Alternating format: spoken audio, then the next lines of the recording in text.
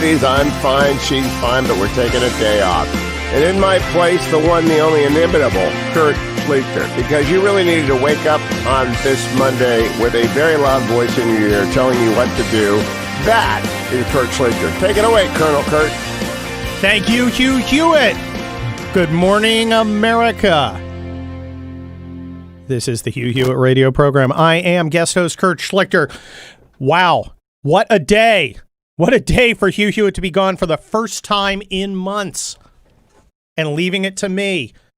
Is it serendipity? Is it fate? Is it kismet that has Kurt Schlichter landing here in the Relief Factor studio in beautiful Southern California on this very day? Why me? Why is it so unusual and so odd and so interesting that I happen to be here today as America is convulsed with a series of riots across the country? Well, I'm not only a senior columnist at townhall.com. I am not only a author of various books, and you can go pre-order my book, 21 Biggest Lies About Donald Trump right now. I'm not only a noted Los Angeles trial lawyer. I'm a retired United States Army colonel. I have a degree in strategic studies from the United States Army War College. I am a veteran of the Los Angeles riots. I served on the ground for 3 weeks with the 3rd Battalion, 160th Infantry. And my boys are on the street now. My old brigade, where I was deputy commander for a few years before I retired 5 years ago, the 79th Brigade out of San Diego, but covering all of Southern California, has been mobilized. Those patches you see on television, which our guys are wearing, that's 79th. These are great guys. California's Army National Guard and Air National Guard, the best trained, best prepared civil support force of any National Guard. These guys are great. But the National Guard is not the answer to this problem. Because military force, kinetic force, is not the issue here. This is not a kinetic operation. Let me tell you what this really is, folks. Let me describe what is really going on here as we see looting and burning and pillaging and violence all across our television screens. It is not what we call a kinetic operation. It is not about shooting bullets. It is not about holding ground. It is not a typical military operation. It is an information operation. It is designed to create a reaction in you of fear and intimidation. You're supposed to be scared as the military wing of the Democrat Party launches into action. Now, this is a tradition with the Democrat Party, which founded the KKK, a violent organization, purportedly separate from the Democrat Party, yet supporting its goals and its aims, not completely controlled, kind of a rabid dog, but something they unleash to obtain an advantage. That is what is happening here. These Antifa people, and there's a whole group of them, and they have various, and Black Bloc is one of them. You can see these guys. These are the professional agitators. These are the guys who basically have a uniform. They basically have equipment. They have very expensive cameras. They all have backpacks. They look like they're trained. They look like they're coordinated. Why do they look that way? Because they are. And they've been waiting for a moment like this to spring into action.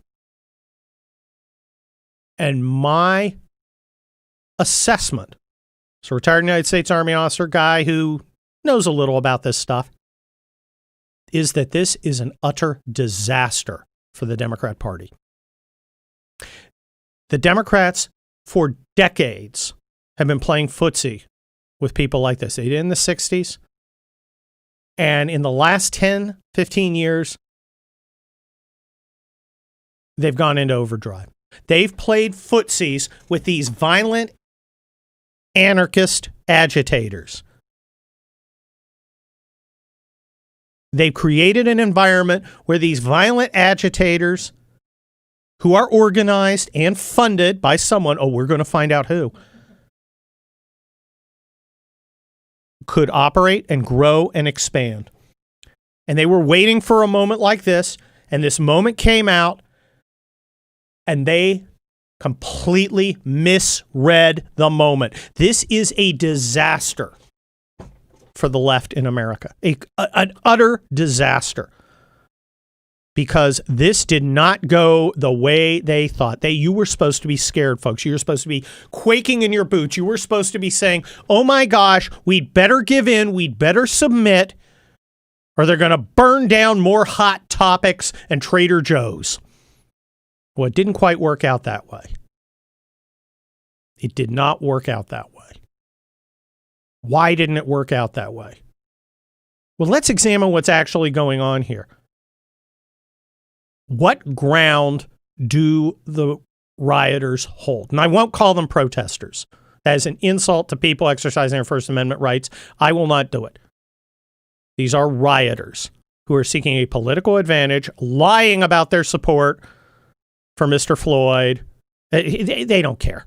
They care nothing about him or anything else other than their own power. What ground do they hold? They hold no ground. They hold no territory except the territory they're standing in on that moment. But if you look at the television, if you look at these knuckleheads on MSNBC, you would have the impression that the cities are in flames. The cities are not in flames. Small areas in each city are temporarily packed with idiots, and the police are driving them off, supported by a National Guard. It's an information operation. You are supposed to be afraid and intimidated. Are you afraid and intimidated? No, you're not. Why aren't you? Well, there's a couple reasons. The first, this is manifestly the exploitation of a tragedy. I can't tell you how many people, whether in person or on the phone or through social media, have observed footage of somebody throwing a brick through a Starbucks window and said, well, here's a powerful tribute to Mr. Floyd. Bitter sarcasm. People are angry. People are angry at the exploitation of what appears to be a terrible wrong done to this man by the Minneapolis Police Department, and leveraged by bad people to try and get cheap political advantage. People see through it, and they're disgusted by it. The next thing is, like I said, these are rabid dogs. They're not obeying the liberals who think they control them. You know, look at all these Hollywood posers. Oh, we're going to pay the bail of people bailing out of jail. Of people arrested during these riots. We're gonna pay their bail. And you got Steve Carell, who I'll never watch anything from him again, and Justin Timberlake, and that lizard Patton Oswalt. All these creepy Hollywood leftists doing that, and suddenly they found that they bought it. They've now bought the same guys who are running into Beverly Hills to break out the Bulgari windows and steal the jewelry. Well, that doesn't look like justice to me. They just look like jerks. They just look like fools. And you can see there's one Hollywood actress, little Anna Kendrick. Remember, she's all cute and chippy. And her tweets earlier were, we're fighting for justice, and Donald Trump's legacy of racism is causing people to burn down Democrat cities with Democrat mayors and Democrat governors and blah, blah, blah, blah, blah. And now it's like, maybe this isn't good. They look like idiots. Why? Because they're idiots. And people have assessed that. But here's the big thing. How did these people grow to be an organized force? Now, you look at them, they've got communications, they've got planning, they've got training. They go in there, they've got money. There's footage of people handing out bills to people to go cause damage. Well, we'll talk about more after the break.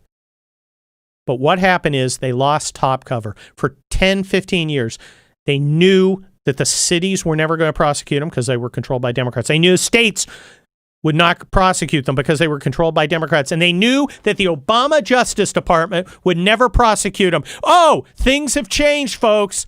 There's a new sheriff in town. His name's Bill Barr, and he's not having any of it. Crossing state lines to commit riots. using communications to organize riots. Those are federal beasts, buddy. It's a whole new day. These guys have lost this fight. Stick around here. I'll be right back to talk to you more. I'm Kurt Schlichter, sitting in for the great Hugh Hewitt. Portions of the Hugh Hewitt Show are brought to you in part by Birch Gold Group.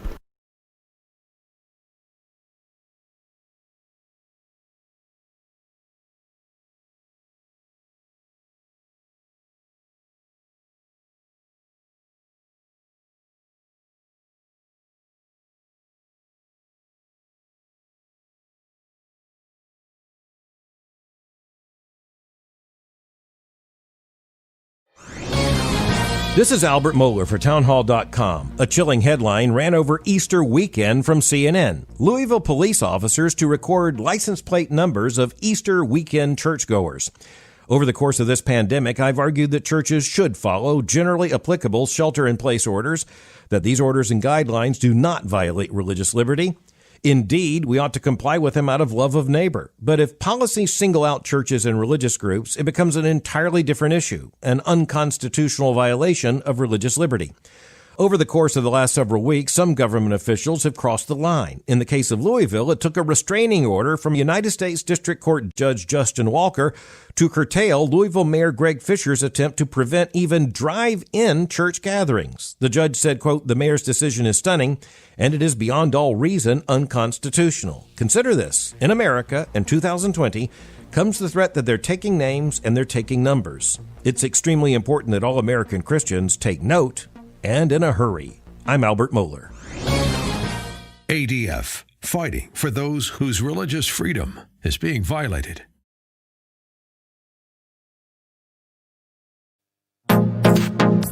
Trending now on the Hugh Hewitt Show. Now, I have a series of questions. I just would like to know, yes, no, I don't know, as to whether or not you will be calling as a witness to the Judiciary Committee the following people. Will you be subpoenaing James Comey? Yes. Andrew McCabe? Yes. John Brennan? Yes. James Clapper? Yes. Susan Rice? Don't know. Have you had a chance yet to read then acting Attorney General Sally Yates' statement to the special counsel, which was included as Exhibit 4 in the motion to dismiss the Flynn case? Not all of it. There are 53 of them. We're going through them right now. It is shocking, and I go back to being in the Department of Justice in 83, 84, 85. It is shocking that she did not know that the FBI was going to interview General Flynn. Clapper, right, I agree. Clapper and Yates were called about 3 years ago before my subcommittee when the whole Flynn thing got out in the public, when the Washington Post indicated Flynn was talking to the Russian ambassador. Number one, Flynn's the incoming national security advisor. He has every right to be talking to the Russian ambassador. Why are we surveilling the incoming administration by the outgoing administration? But we call Clapper and Yates before the committee. I want to recall them both and ask them about the Horowitz report. Ask them, if you knew then what you know now, would you have a different view of this whole investigation? I'm starting with Rosenstein next Wednesday. He signed the last warrant application. I want to ask him, if you knew then what you know now, if you knew.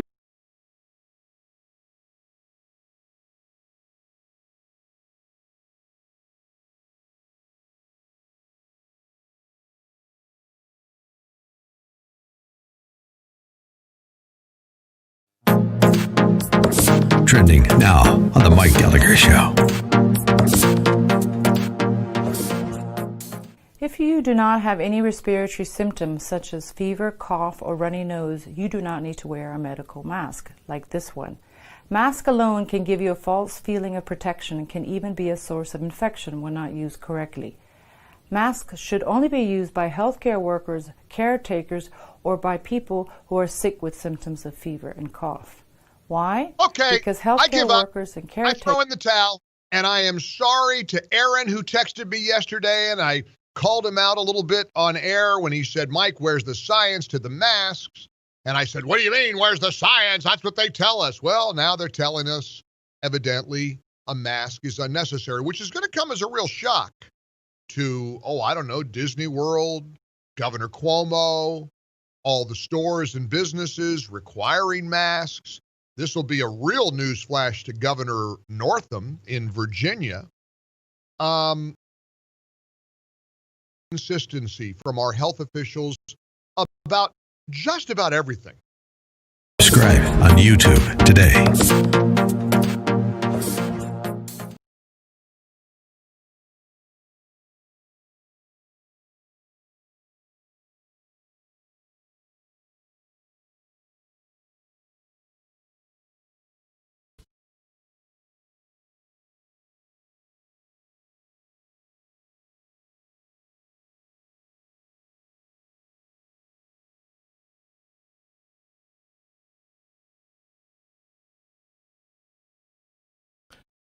And that's the Soft Boys with I Want to Destroy You. We're sending that out to our friends at Antifa. Hi, I am Kurt Schlichter. I'm saying in for the great Hugh Hewitt as we live through Tet 2, Leftist Boogaloo. That's right, a reference to the Tet Offensive of 1968. The Viet Cong rose in city after city throughout South Vietnam, thinking this is a great time to take our insurgency and make it conventional, take a decentralized force and attempt to go up against an established counterinsurgency team. Big mistake, and that's the same mistake that Antifa, the military wing of the Democrat Party, has made here today. Folks, I'm a graduate of the Army War College with a strategic studies degree. I'm a retired United States Army colonel. My assessment of this operation by Antifa, an information operation, but an operation nonetheless, is that this is an utter disaster. Here is why guerrillas can win. Guerrillas are decentralized. They don't put their force up against the counterinsurgency's much stronger force. They don't fight toe-to-toe, but that's what Antifa did here. Oh, I'm not talking about just facing cops and maybe some National Guardsmen, including guardsmen I served with. Your thoughts and prayers for those great citizen soldiers are always welcome. I'm not talking about a kinetic fight. I'm not talking about throwing fists or bullets.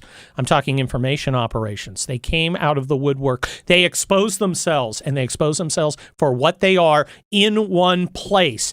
And what they did is made the rookie mistake of thinking they were stronger than they are. They misassessed their strategic situation. Here's the thing. For well over a decade, these Antifa scumbags have been protected. They've been protected by Democrat cities, Democrat counties, Democrat states, and a Democrat-oriented Justice Department that did not leverage its power against them. When they got arrested, when these little trust fund jerks got pulled in, it was what producer Dwayne called a Jane Fonda arrest. They get gingerly put into the squad car, taken down. They get put in a cage for 15 minutes. They get their picture taken. They get to do the little power sign in the mugshot, and then they get a $50 ticket, and that's it. And oh boy, you've won your stripes. You got arrested. This is fun. You know what's not fun? A federal beef for crossing state lines to organize a riot. What's not fun is a federal beef for using interstate communications, your cell phone, to organize a riot. Those are federal beefs. And guess who's in charge over at the Department of Justice now? It's Bill Barr. It's not Obama's wingman Eric Holder. It's Bill Barr, and Bill Barr is out there. He's been saying what I said in a powerful thread on Twitter yesterday. You can find me at Kurt Schlichter. You should look it up. I said, hey, this is a chance to utterly destroy the military wing of the Democrat Party. Federal prosecution. Go after them for federal crimes. We've got, here's the thing, these geniuses, they love to chronicle their escapades on video. You know what the problem with that is? They're on video. Instead of having FBI agents out there interfering in our elections for the for the benefit of Democrats, they need to be looking at pictures of rioters, identifying the ones who are have potential federal beefs, and they need to be looking at arrest records for people who are from out of state and cross state lines. And then you haul them in, and these little trust fund kids are going, oh, I'm going to get my $50 ticket. And then the AUSA, Assistant United States Attorney, sits down and goes, no, you're looking at 5 years in Leavenworth. Okay? You can choose your cellmate. You can get the drug dealer, or you can get the pedophile, or you can get the, Aryan Nation guy. You got a whole bunch of choices. You want diversity? Welcome to the cell block, buddy. And then these little kids go, wait, what? And that's when they spill it. That's when we find out who's funding this, who's organizing this. Antifa, the military wing of the Democrat Party. I will be right back on the Hugh Hewitt Show. I'm guest host Kurt Schlichter. Mike Allen of Axios is coming up. Stick around.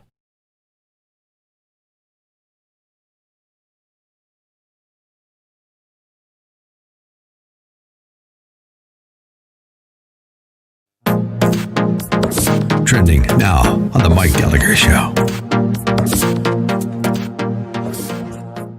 If you do not have any respiratory symptoms such as fever, cough, or runny nose, you do not need to wear a medical mask like this one. Mask alone can give you a false feeling of protection and can even be a source of infection when not used correctly. Masks should only be used by healthcare workers, caretakers, or by people who are sick with symptoms of fever and cough. Why? Okay, because healthcare workers and caretakers. I throw in the towel, and I am sorry to Aaron, who texted me yesterday, and I called him out a little bit on air when he said, Mike, where's the science to the masks? And I said, what do you mean, where's the science? That's what they tell us. Well, now they're telling us, evidently, a mask is unnecessary, which is going to come as a real shock to, Disney World, Governor Cuomo, all the stores and businesses requiring masks. This will be a real newsflash to Governor Northam in Virginia.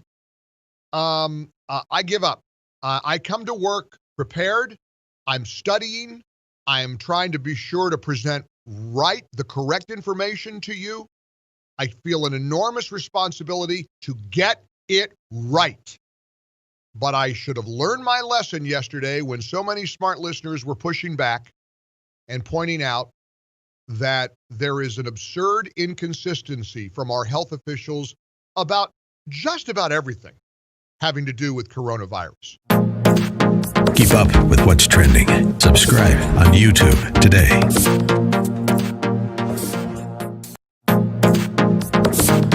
Trending now on America First with Sebastian Gorka. Jim, California, line one. Thank you. How are you? I am agitated, but welcome. LeBron James did a great job of This Is Why. That's Madison Avenue, top-notch stuff. Imagine if the photos were inverted, though. Kaepernick kneeling, doing his take-a-knee thing is why we're doing it now in front of everybody to put them in their place, and this is from the Pentagon on down. Now, you're kind of losing me here. Why are you calling up today, Jim, to talk about Kaepernick? Well, because you won't let me talk about LennonMurderTruth.com. Oh, why did you leave this guy? Don't let Jim. Why are you lying about your name?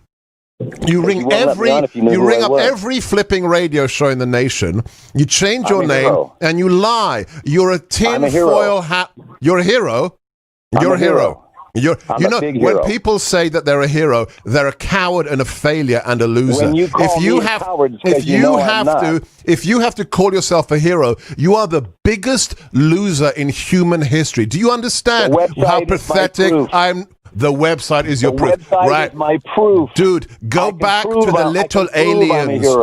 The aliens are coming for you now. Quickly, put on the tinfoil hat. Run, Jim. Run. The tinfoil hat is waiting for you.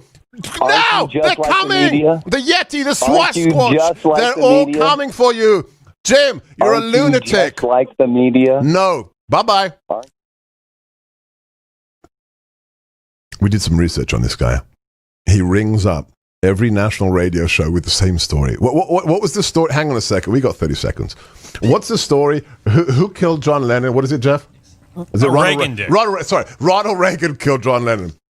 Looney, get some psychiatric help. Thank you, whatever your name is. Keep up with what's trending. Subscribe on YouTube today.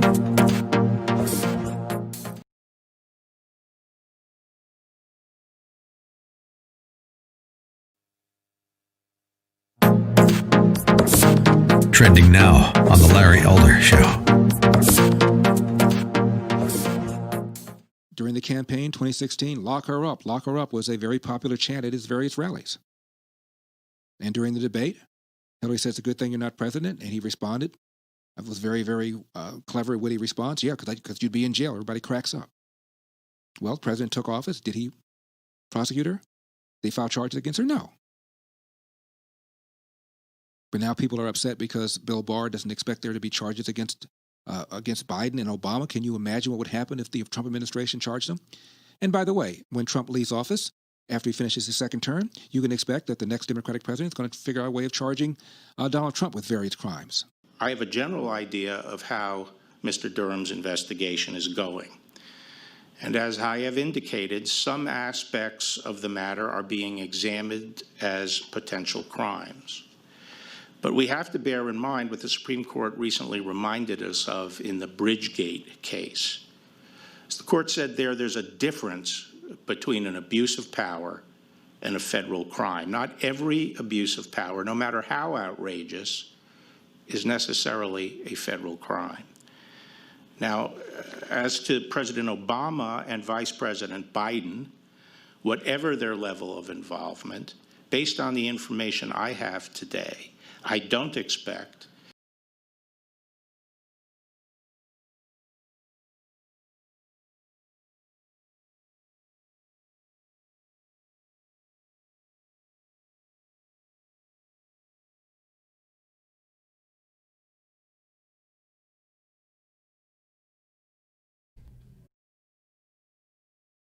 That music can mean only one thing.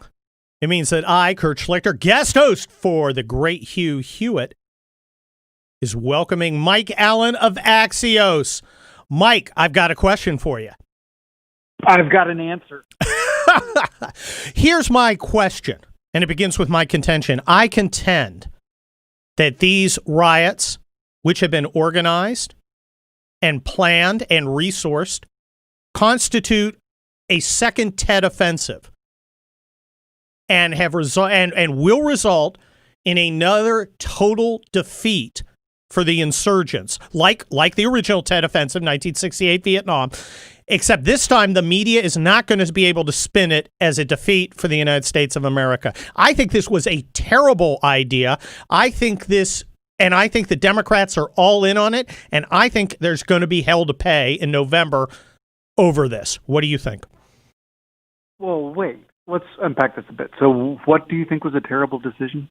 I think the investment of the left wing of the Democrat Party in violent radicals like Antifa, and there has been an investment. You look on social media, you see them being hailed as heroes. You see Hollywood celebrities offering to bail them out of jail. You see the sons and daughters of key Democratic figures like Keith Ellison, Bill de Blasio, and Ilhan Omar actively participating in this organized criminal endeavor.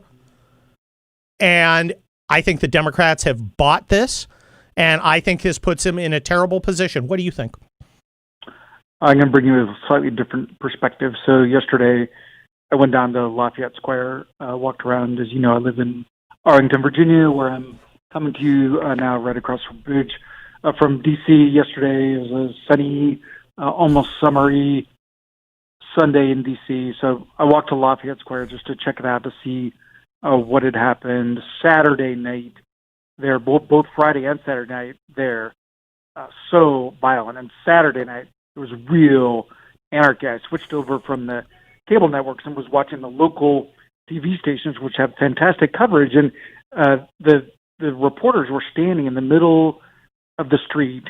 There's a couple blocks from the White House. There's a liquor store being looted live on TV, and no cops, and fires, and just an unthinkable state in our nation's capital. So I walked over there yesterday to see what the aftermath was like. And what I saw was people who, according to accounts, got up to 1,000, demonstrating very peacefully. And there were some of the classic chants, no justice, no peace, I can't breathe. Didn't hear any of the hands up, no, don't shoot, but there was a lot of that around the country. And here were these people protesting completely peacefully, framed by the White House and therefore by the Washington Monument. There was a little capitalism across the street at St. John's Church. Somebody was selling Black Lives Matter T-shirts for $20. And so you soaked in that scene, a very mixed race, very diverse crowd. And then you walk a block away and you look at the terrible destruction from the night before by a totally different crowd, 666 painted on a bank, a restaurant where I've treated many guests over the years, the Oval Room, scrawled in red paint. There's a picture of this this morning in my newsletter, Axios AM, a picture of this on the front of the Oval Room. Somebody had written, "The rich aren't safe anymore." That, of course, had been boarded up.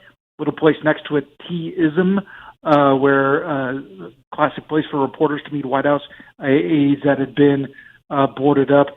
And perhaps the saddest part, the Decatur House, such a historic building just off Lafayette Park, badly defaced. So you have just such a difference, what's happening by day, what's happening by night, and it's what's happening by night that needs to stop and is really worrisome. Well, Mike Allen of Axios, what do you think the American people are going to think about this week? Do you think they're going to think about the peaceful protesters you talked about during the day, or the violent criminals who loot and pillage at night? Which one is going to be what people remember? I think I know the answer. What do you think? Yeah, so this is our What to Watch, and this is some reporting from Axios' Jonathan Swan, who went in the exact conversation that you're talking about in the White House to see what they're saying. And what President Trump is going to try to find this week is a tone that includes both the law and order, which is his sort of natural instinct, the tough guy instincts, as one advisor calls it, and then also acknowledging legitimate protesters, those actually mourning the death of George Floyd. On the military side, Mike Allen, we would call that a supporting effort. The main effort is going to be Donald Trump taking the high ground of law and order. He loses nothing by it. His base is pro-law and order. Now, that brings us to the question of what Joe Biden does. Now, Joe Biden's campaign staffers famously, and probably they're pounding their heads right now, made it known that they were paying the bail or contributing to pay the bail of rioters, something so insanely tone deaf you almost have to shake your head. Biden's got a choice. He can move to law and order, the space that Trump already occupies, but that's going to alienate his left wing. Or he moves to embrace the left wing, which drives the law and order Democrats, who are scared because it's some of their areas that got invaded, like, you know, that Republican enclave of Beverly Hills. I think the Democrats are, and Biden in particular, are in a no-win situation. They are going to have to alienate a constituency no matter which side they come down. They may try and straddle the two, but I don't think that's going to sell. And I think Trump is secure on the law and order ground. What do you think? So this is what Vice President Biden is trying to figure out. We saw it yesterday. He went quietly to the site of protests in Wilmington, Delaware, not far from the basement, and talked to the protesters there. He wrote a piece on Medium and expressing empathy for the legitimate demonstrators. And like the Biden view is that President Trump isn't helping himself, and so his debate will be how much do I say versus and how much of a difference will it make? Well, which side is he going to come down? Because there's really only three options. He comes down law and order. He comes down sides with the rioters, and I'm not going to call them protesters because they're rioters, although there are protesters. Or he tries an awkward straddle. Which do you think he's going to try of those three options? Because unless you see a fourth. Yeah, no, I'm not going to read his mind, and we don't have reporting on that. But what we do have reporting on is the Trump approach. And Axios was up with a story by Jonathan Swan saying that there were very close advisors, both inside and outside, who thought that in the early days the president didn't get it right. They were dismayed by the tone of the tweets, particularly the one that wound up being blocked by Twitter. And very interesting, there's a calculation by these presidential aides that the tone in those early hours hurt the president with independents and with suburban women. And as you know, Mike, being married to a suburban woman, do you really think that watching these criminals burn and loot and beat people, that a bunch of suburban women are going to be all broken up because President Trump supports using strong force to protect innocent civilians from these guys? I would expect people in the White House staffers to often be out of touch, but that strikes me as simply insane. Well, if you were to, you're conflating a lot of things there. There's a difference between that and setting a tone for the country to try to de-escalate tensions. You have this tragedy in Minnesota. It's provoking a lot of righteous anger, and that started in Minneapolis, very quickly spread to every city. I couldn't believe it Friday night on Fox News, live pictures from KBAK, Bakersfield, California, and a confrontation with police. 1,000 people in Raleigh. A police car flipped over in Salt Lake City. Astonishing. Is it Mike Allen of Axios? Is it really that astonishing, or is that organized? Is this something that there was an infrastructure, call it Antifa or whatever, already in existence, prepared to exploit something like this across the country to create an information operation that would show the country out of control and send that message? Do you think that's possible? And no, because you do not believe that it is possible that a infrastructure existed to exploit something, and it happened to be Mr. Floyd's tragic murder. You don't believe that's possible? No, what you're arguing is that there were people in Bakersfield, California, and in Raleigh, and in Salt Lake City, and in Louisville, and in Columbus, and in Cincinnati, who were just waiting around and I think they flew in. Well, in any case, Mike Allen, I really appreciate your insights. I think everybody, you should be reading Axios every morning. I don't always agree with Mike Allen, but I always listen to him. And you keep listening to the Hugh Hewitt radio program. I'm guest host Kurt Schlichter. We're coming up with Selina Zito next. Stick around.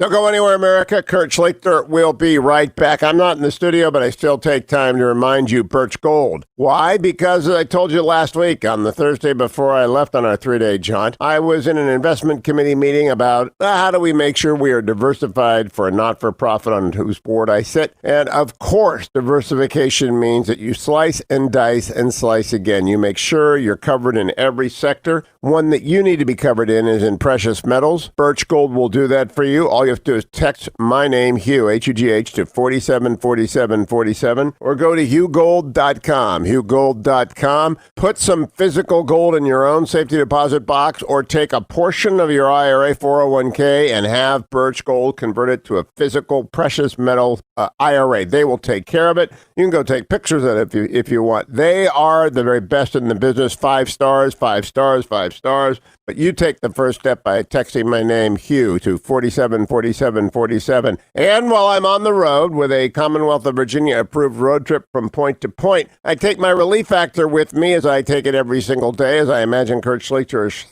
skipping around the studio, grabbing up my relieffactor.com. And I encourage you every single day, take it right right now at the beginning of the day so it works with your body all day long. I carry in curcumin, resveratrol, and omega, the 4 natural supplements that combine to support the relief of the aches and pains that come with aging and exercise. And by now, you will have been using your quarantine, your social distancing to walk more. Maybe you're getting back to the gym, whatever it is that you're doing. And if it hurts a little bit, relieffactor.com is for you. And don't forget honorboundcoffee.com as well. Every dollar of profits from honorboundcoffee.com go to support the injured Marine and America's Fund. That's because it's 100% of the profits are donated by the founders of Honor Bound Coffee to give back to the men and women who serve you. So relieffactor.com and honorboundcoffee.com. Come right back for Kurt Schlichter.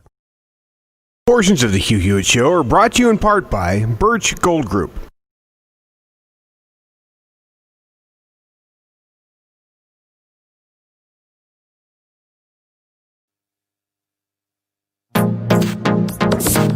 Trending now on the Dennis Prager Show. But to the extent that I represent literally thousands of physicians around the country, and their voices are not being heard, a rational voice, a different voice than the mainstream narrative, then I'm happy to do so. What is your message? My message is really this. I think we've overreacted in a big way. We are harming people like we've never seen happen before with the shutdown of the economy. You know, I wrote a piece recently that was published in the American Thinker, and I was channeling you as I wrote it. I titled it Better Safe Than Sorry. And what I point out is that we're at depression levels of unemployment right now. We're seeing domestic violence at the highest levels we've ever seen. Our local sheriff here in Orange County, Sheriff Don Barnes, reports that our 911 systems are being overwhelmed by domestic violence calls. And remember, one domestic violence case is lifelong. That person will be affected for many, many years to come. The World Health Organization has estimated that we're going to see up to 30 million children die as a result of poverty. Make that the World Vision Organization, published in the LA Times recently. We are literally letting criminals out of jail, yet preventing Americans from defending themselves by buying guns, at least in California, because gun stores are all closed.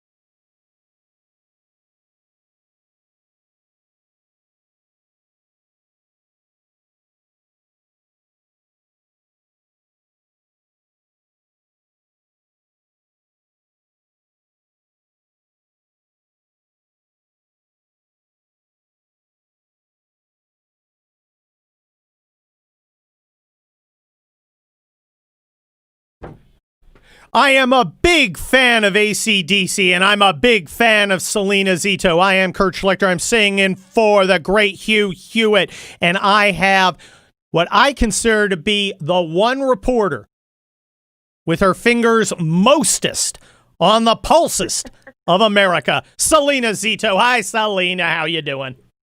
Good morning, sunshine. How are you? I am great because I think my opponents in the Democratic Party really stepped in it, investing themselves in what I think is fair to call the military wing of the left wing of the Democrat Party. They have bought these riots with their ostentatious support.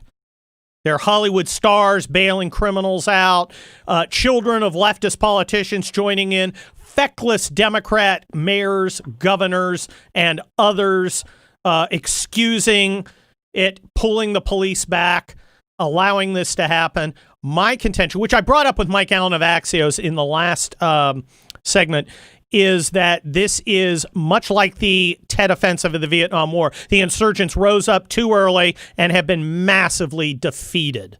What do you think? Well, I don't think anything that has happened in the past long weekend has done anything that benefits the Democratic Party. I mean, it's like we're watching an onion being peeled back, and all of the things that are underneath each layer of skin is not something that the American voter is going to find appealing. This is something that makes people, in particular parents, that no matter where they live, whether they're in rural America or whether they're in suburban America or whether they're in the city and perhaps their neighborhood has been ripped apart, makes them want to run out and vote for the people who say, "Oh, it's okay.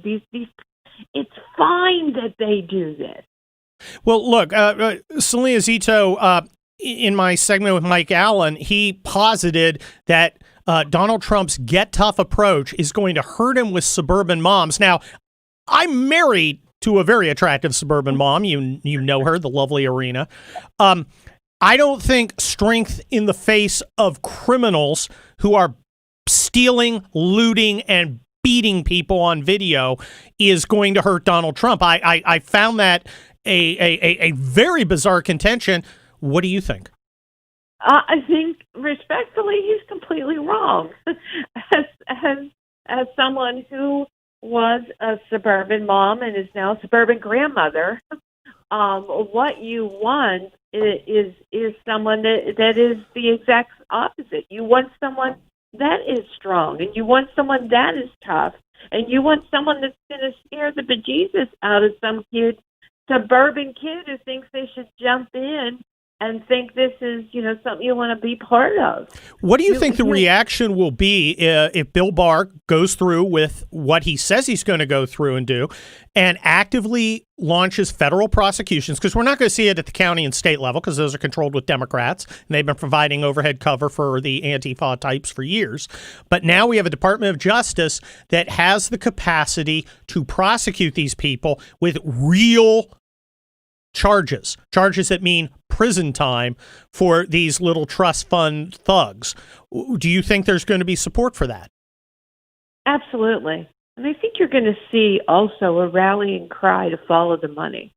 Where do these arrests lead to? Because it's not just these little punks that are doing these things that have no respect for property or history or lives or legacy businesses that have been around for generations of families. There's money behind this. Yes, and people are going to have a bloodthirst to find where that money is coming from. And I don't think that that sitting in Washington and saying, "Oh, this is not something that's going to upset people." It is, because not only have people's lives been affected, have their businesses been affected, but they worry that their kids are going to jump in and want to be part of it. Well, Selina Zito, here's what I'm thinking.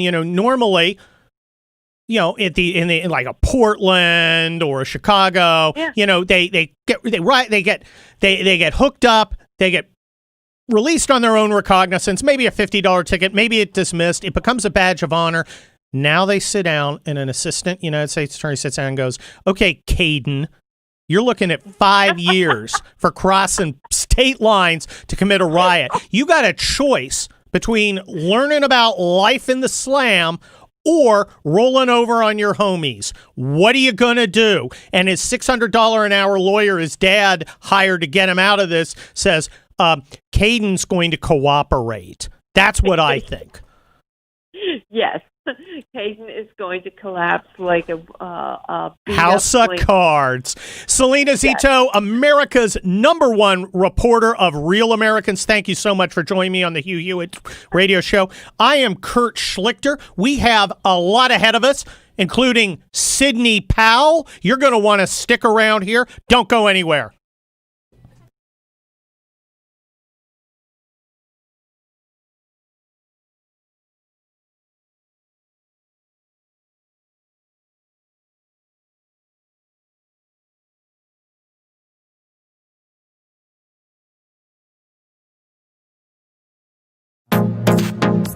Trending now on the Hugh Hewitt Show. An angry crowd broke into the Minneapolis Police Department's 3rd Precinct headquarters Thursday night. Just stop and think about that. They broke into a police headquarters? An angry crowd, that's a mob, and that's illegal.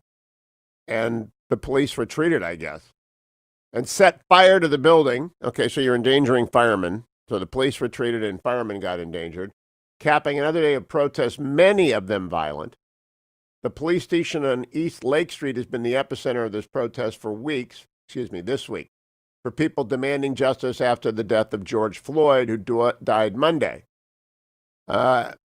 Minnehaha Lake Wine and Spirits, the target of looters the night before, was set ablaze. Protests have been taking across the metro all day long, both peaceful and violent. On Wednesday night, a man was fatally shot as crowds looted and burned buildings on East Lake Street late into the night.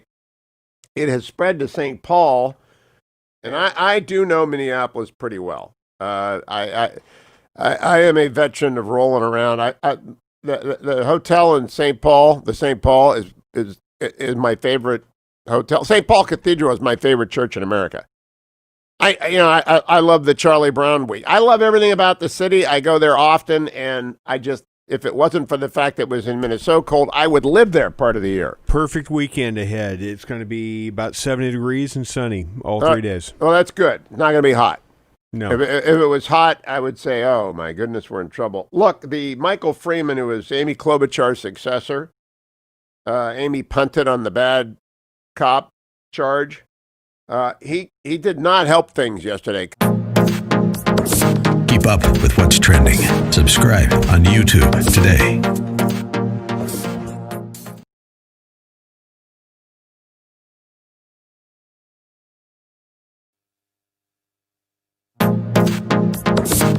Trending now on the Dennis Prager Show.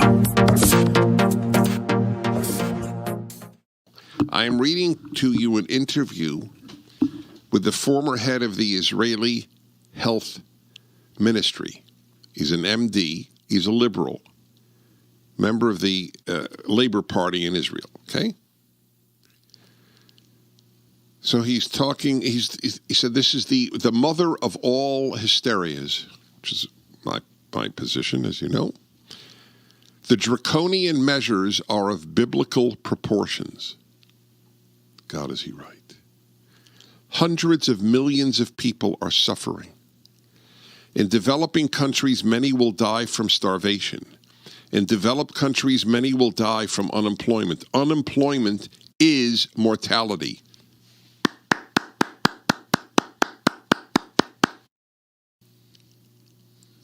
There are dead people thanks to Gavin Newsom. There are ruined lives. There are increased alcoholism thanks to Gavin Newsom and Eric Garcetti. They have so many victims on their hands, but they have blunt left-wing consciences. If it's good for the Democratic Party, it's good. That's how communists thought. There is no difference. Good is what is good for the party. It has become an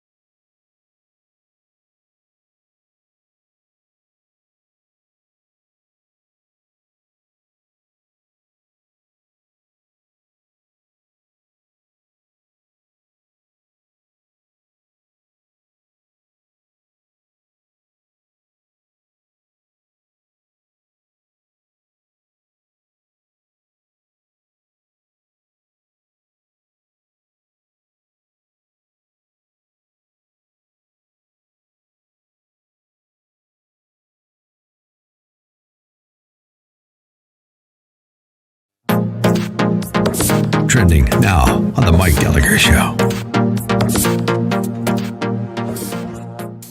If you do not have any respiratory symptoms such as fever, cough, or runny nose, you do not need to wear a medical mask like this one. Mask alone can give you a false feeling of protection and can even be a source of infection when not used correctly. Masks should only be used by healthcare workers, caretakers, or by people who are sick with symptoms of fever and cough. Why? Okay, because I healthcare give up. workers and I caretakers... throw in the towel, and I am sorry to Aaron, who texted me yesterday, and I called him out a little bit on air when he said, Mike, where's the science to the masks? And I said, what do you mean, where's the science? That's what they tell us. Well, now they're telling us, evidently, a mask is unnecessary, which is going to come as a real shock to, Disney World, Governor Cuomo, all the stores and businesses requiring masks. This will be a real newsflash to Governor Northam in Virginia. I give up. I come to work prepared. I'm studying. I'm trying to be sure to present the correct information to you. I feel an enormous responsibility to get it right. But I should have learned my lesson yesterday when so many smart listeners were pushing back and pointing out that there is an absurd inconsistency from our health officials about just about everything having to do with coronavirus. Keep up with what's trending.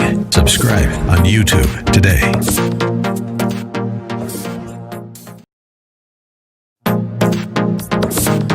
Trending now on America First with Sebastian Gorka. You better be damn sure that we're going to get through this. No, with you leading it, you complete pathetic excuse of a man. If you didn't see the video, he doesn't even have the respect to put on a suit and tie. He's standing there in his skinny pants with his hair full of product, with his shirt sleeves rolled up, with his neck unbuttoned. That's the mayor of Minneapolis talking about what responsibility is, what it truly is, taking responsibility. I'll tell you what taking responsibility isn't. You deciding to withdraw your police from their police station so that it is looted by those rioters. I don't know about anybody else, but I think that police stations have guns in them and ammunition. What happened to that police station when you ordered it to be vacated and it was destroyed? Did you leave weapons in that police station? Are you going to take responsibility, Mayor Fry, for anybody killed in your city on your watch with weapons that you allowed to fall into the hands of the rioters? How does that bring justice for Mr. Floyd's family? You are the problem with America. Your spineless, gutless lack of leadership is why Minneapolis is burning, why 170 stores have been razed to the ground and more than $1 billion worth of damage is done, and why they had to call a curfew for 8 p.m. this evening, because you are a coward. Keep up with what's trending. Subscribe on YouTube today.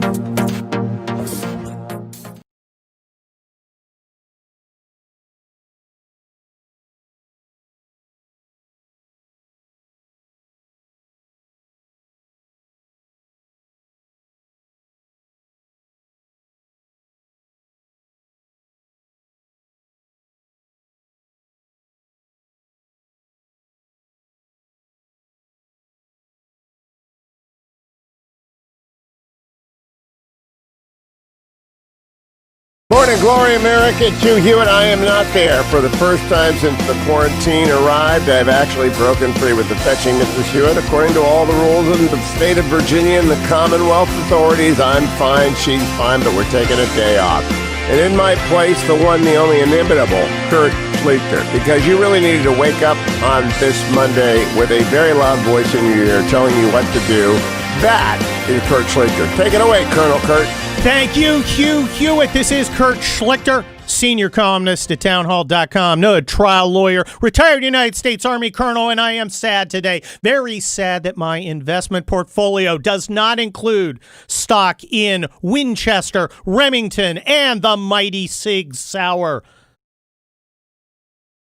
Let's talk a little more about this subject with my friend Liz Sheld. Liz, what do you think? What do you think the last week's going to do to people holding the position that the Second Amendment does not allow American citizens to keep and bear arms? What do you think of that? How do you think that's going to play from now on? I have to say that I feel very satisfied. I now have an answer to the question, what does anyone need an AR-15 for? Oh, my gosh. Because I know now. Well, I always knew. But now I feel like more people know. Considering I carried the military version of the AR, a fully automatic M16A1 rifle for 3 weeks on the streets of Los Angeles during the 1992 riots, and my former compatriots at the 79th Infantry Brigade combat team who are on the streets of Los Angeles now, they're carrying M4 rifles. Yes, I think every American citizen who is healthy and law-abiding should have firearms, ammunition, and the training to use them to defend himself, his family, his community, and his Constitution. And we have a whole party that's against that. How do you think that's going to play in November? Yeah, I don't think it's going to play very well. And I think that I look forward to the social media outcries from these Democrats and leftists who suddenly realize that they are in some kind of danger, and they go to the gun store and they learn about all the laws that they've imposed on us, and the store tells them, oh, I'm sorry, you have to wait 10 days for your gun. That's when the sand trombone sounds. If you want to read more about it, I have a brilliant, yes, I said brilliant town hall column entitled, Give Up Your Guns, because Democrats will totally protect you. I know I felt, as soon as I saw those cops running away from their precinct and letting the military wing of the Democratic Party burn it to the ground, Antifa, I thought, well, this is time to disarm. Oh, yeah, I too thought, is there a gun buyback in my neighborhood I can go to right away to get $20? Maybe I could get a coupon for groceries. Exactly. Yeah, well, look, Liz Sheld, you are an editor at American Greatness. You are you are near Washington, but you're not of Washington. And I think a lot of the insiders are totally confused. Now, we love Mike Allen of Axios here, but in my earlier hour, we discussed it with him, and he said, I think suburban moms are going to be really turned off by Donald Trump's hard line against these protesters, by which he meant rioters. What do you think the American people feel about the activities of the military wing of the Democrat Party this week? Oh, I don't think that this is going to help the Democrats in November at all. One thing that is most important to voters, when you ask them, about what are the most important issues, they almost always put public safety at the top. No matter what, it's really not a partisan thing. People are very concerned about public safety.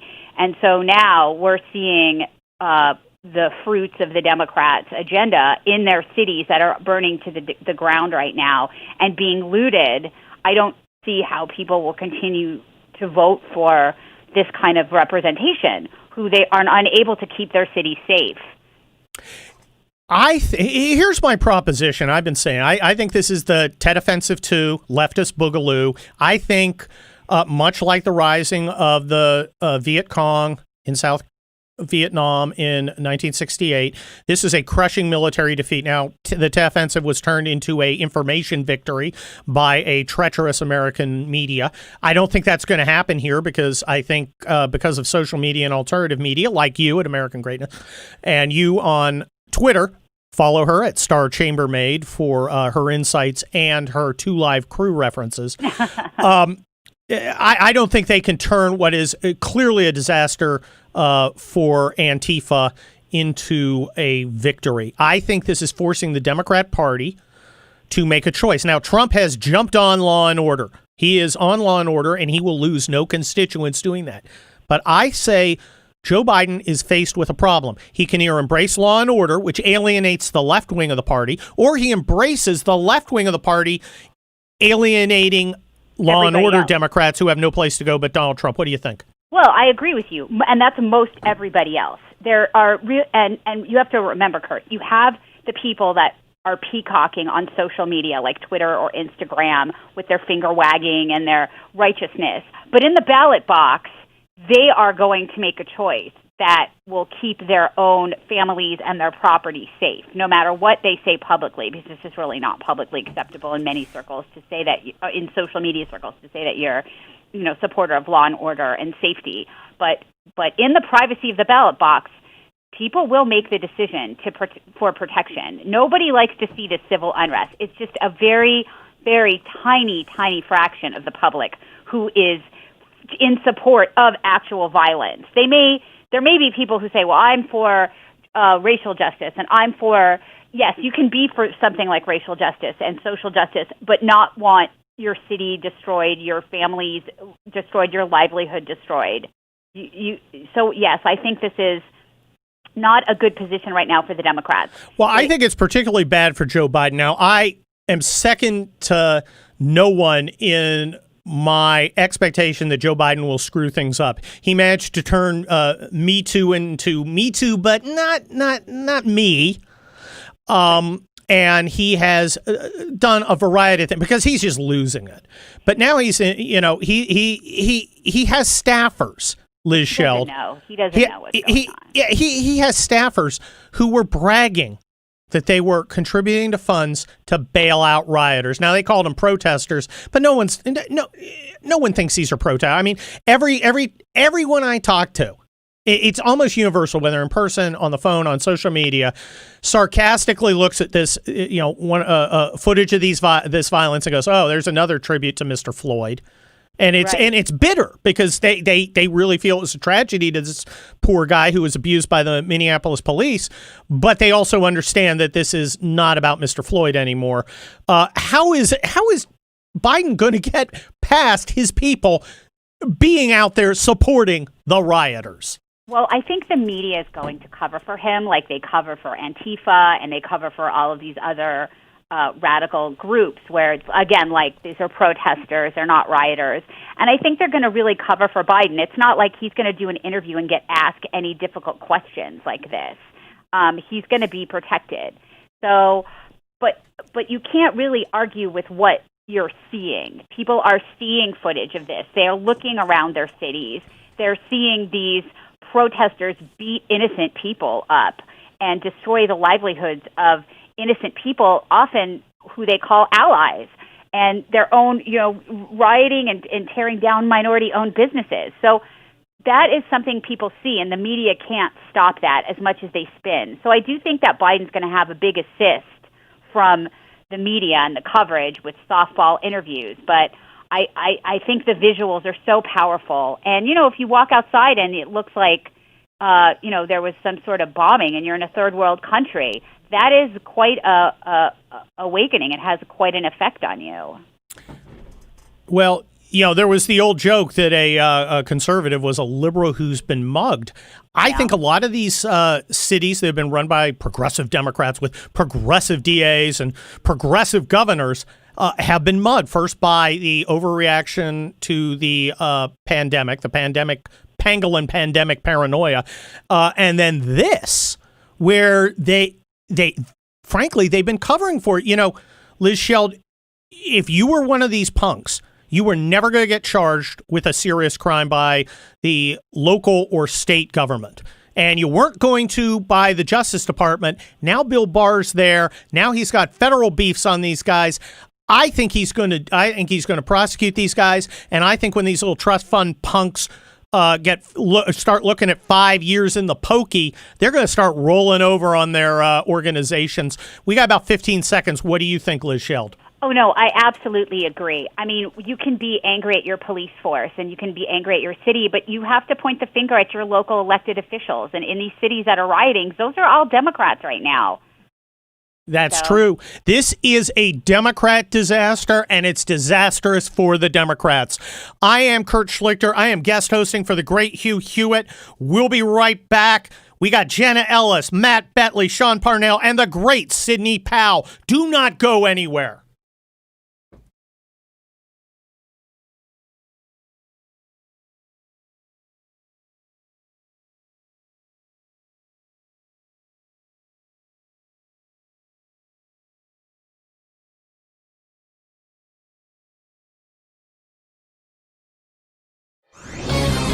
This is Albert Mohler for townhall.com. A chilling headline ran over Easter weekend from CNN. Louisville police officers to record license plate numbers of Easter weekend churchgoers.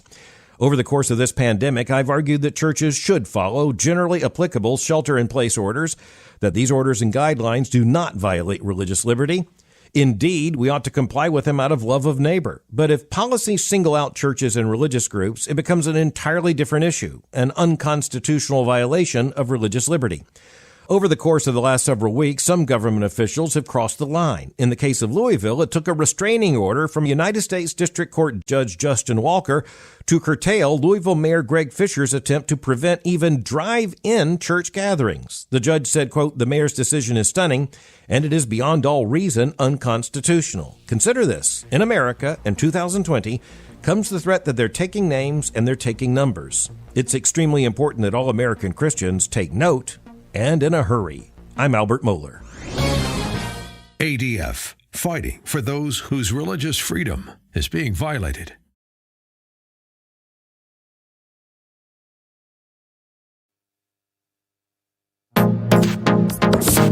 Trending now on the Dennis Prager Show.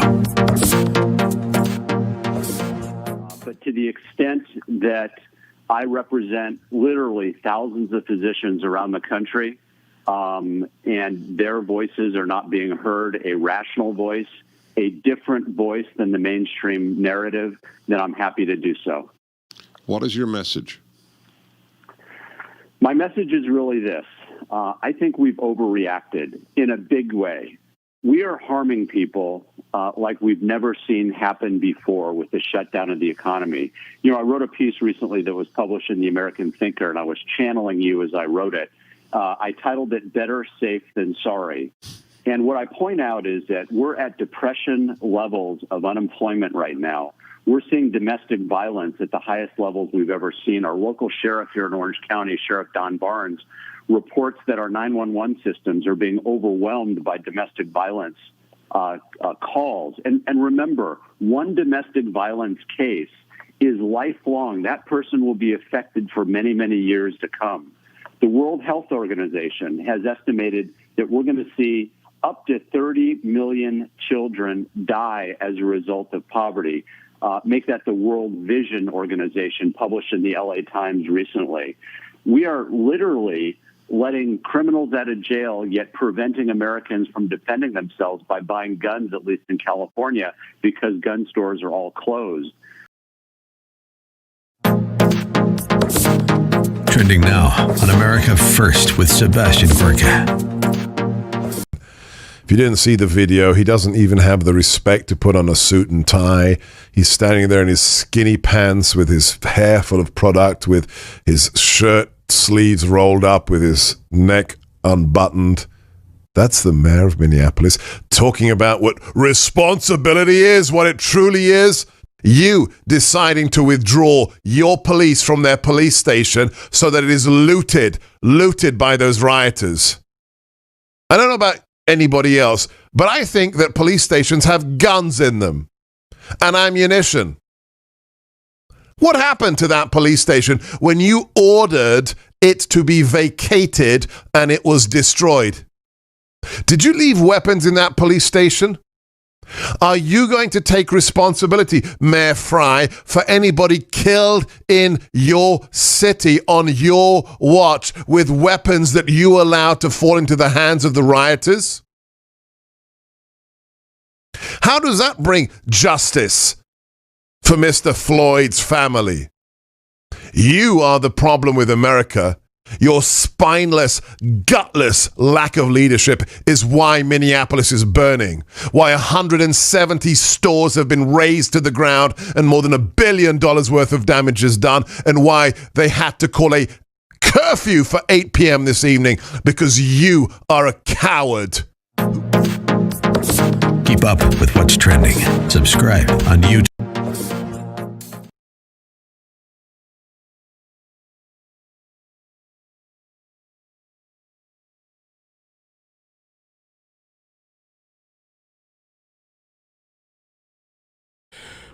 And we're throwing down a little clash here on the Hugh Hewitt radio program. I'm guest host Kurt Schlichter. You know me as a senior columnist for Town Hall.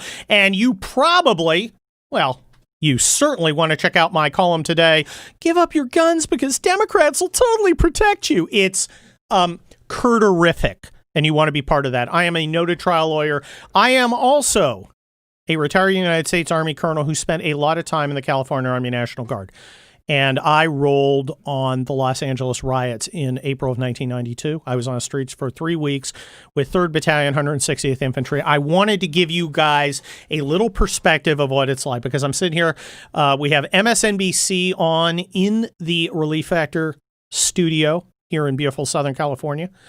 And it's showing Los Angeles. It's showing Guard in Los Angeles. And I recognize that patch, the patch of the 79th Infantry Brigade Combat Team, of which I was the deputy commander for several years before I retired from the Guard after 27 years. And I know these guys. I have done that job. I understand that job. I want to tell you a little about what that job entails. These are infantry soldiers. Infantry soldiers defeat the enemy through fire and maneuver. They obtain, hold, fire superiority. They escalate violence to achieve a result. Police are different. Police de-escalate a situation. Now, they can use violence, but their job is, you have so many cops show up that the one criminal just throws down his guns. And you know the exceptions to that. There are a few times where the bad guys have been managed to been able to outgun the cops. The North Hollywood shootout, for one. The SLA shootout in 1974. They're very rare situations in normal criminal law. Riots kind of turn that on their head. The Guard has deployed, not only in Los Angeles, but all across the country. What is the Guard going to do? Is the Guard going to go in and confront demonstrators and rioters straight up? Probably not, and we don't want them to. Again, we go back to the essential nature of infantry soldiers. MPs are a little different, but they're really not trained for large scale riot type operations the way all the cops in the riot gear are. They do some of that training, but that's not their primary focus. You don't generally want military forces confronting the rioters because, soldiers don't really have the skill set to arrest people. They might have the power to arrest. Has a lot to do whether they're on state active duty or federal active duty, or whether the Insurrection Act's been called, therefore making posse comitatus not a thing, blah, blah, blah, blah, blah. I wrote my law review article on this in 1993. It's very complex, and that's another problem. You want things that are simple. Army is simple. You look at a squad, you say, Sergeant, I want you to go up on the top of that hill. I want you to kill everybody on the top of the hill. I want you to dig in and hold the top of the hill till I tell you to go somewhere else. Okay? You want to give your guys very simple, clear missions. The problem with riots is they are ambiguous.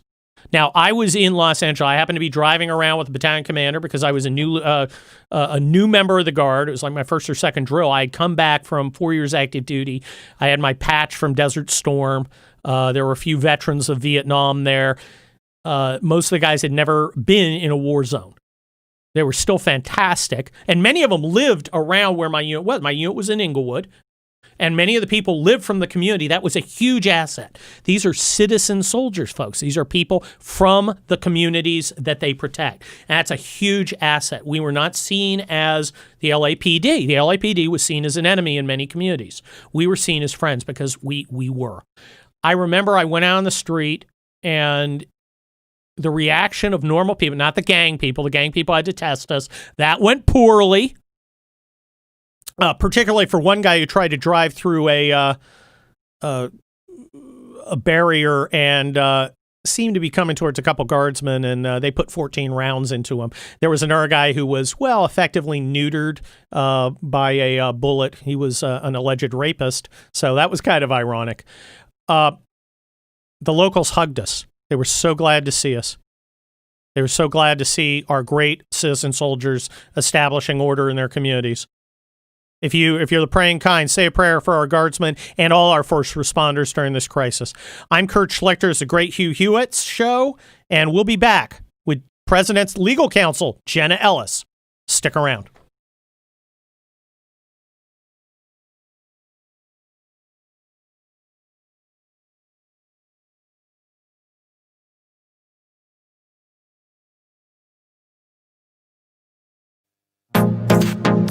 Trending now on the Hugh Hewitt Show. Now, I have a series of questions. I just would like to know, yes, no, I don't know, as to whether or not you will be calling as a witness to the Judiciary Committee the following people. Will you be subpoenaing James Comey? Yes. Andrew McCabe? Yes. John Brennan? Yes. James Clapper? Yes. Susan Rice? Don't know. Have you had a chance yet to read then acting Attorney General Sally Yates' statement to the special counsel, which was included as Exhibit 4 in the motion to dismiss the Flynn case? Not all of it. There are 53 of them. We're going through them right now. It is shocking, and I go back to being in the Department of Justice in 83, 84, 85. It is shocking that she did not know that the FBI was going to interview Attorney General Flynn. Clapper, right, I agree. Clapper and Yates were called about 3 years ago before my subcommittee when the whole Flynn thing got out in the public, when the Washington Post indicated Flynn was talking to the Russian ambassador. Number one, Flynn's the incoming national security advisor. He has every right to be talking to the Russian ambassador. Why are we surveilling the incoming administration by the outgoing administration? But we call Clapper and Yates before the committee. I want to recall them both and ask them about the Horowitz report. Ask them, if you knew then what you know now, would you have a different view of this whole investigation? I'm starting with Rosenstein next Wednesday. He signed the last warrant application. I want to ask him, if you knew then what you know now, if you knew.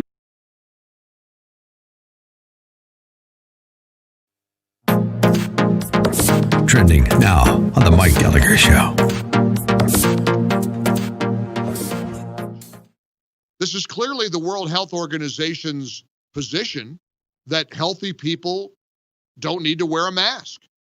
And Christine Francis, who's also with the World Health Organization, which is the clip that I saw last night on social media, she again assures people that if you're healthy and you're not exhibiting symptoms and you're not taking care of COVID-19 sick patients, or you're not a healthcare worker, you don't need to wear a mask. And here's cut 10. This is Christine Francis again from another expert from the World Health Organization. Medical masks like this one cannot protect against the new coronavirus when used alone. When you wear them, you must combine with hand hygiene and other preventive measures. WHO only recommends the use of masks in specific cases.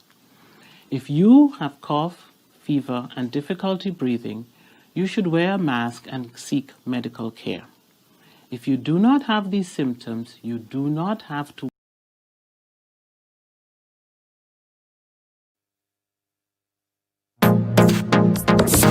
Trending now on the Larry Elder Show. During the campaign 2016, lock her up was a very popular chant at his various rallies. And during the debate, Hillary said, it's a good thing you're not president. And he responded. That was very, very clever, witty response. Yeah, because you'd be in jail. Everybody cracks up. Well, the president took office. Did he prosecutor? They filed charges against her? No. But now people are upset because Bill Barr doesn't expect there to be charges against Biden and Obama. Can you imagine what would happen if the Trump administration charged them?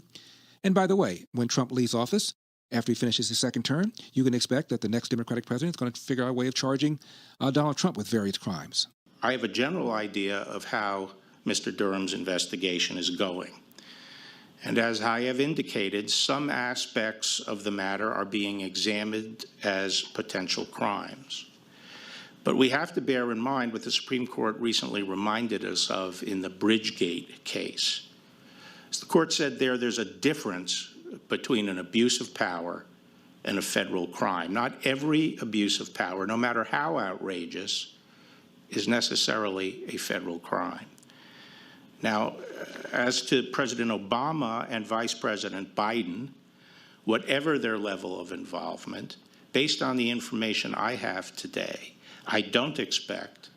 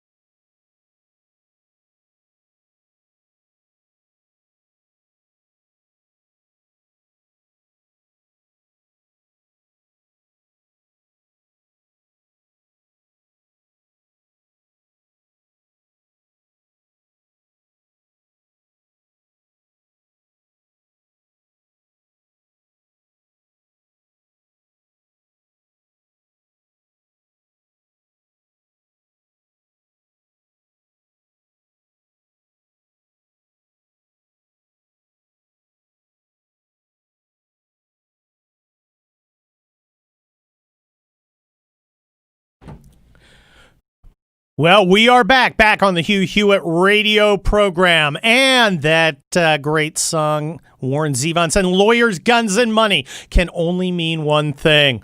We've got the president's own lawyer, Jenna Ellis. Jenna, I'm a trial lawyer. I'm a little jealous. You've got the ultimate client.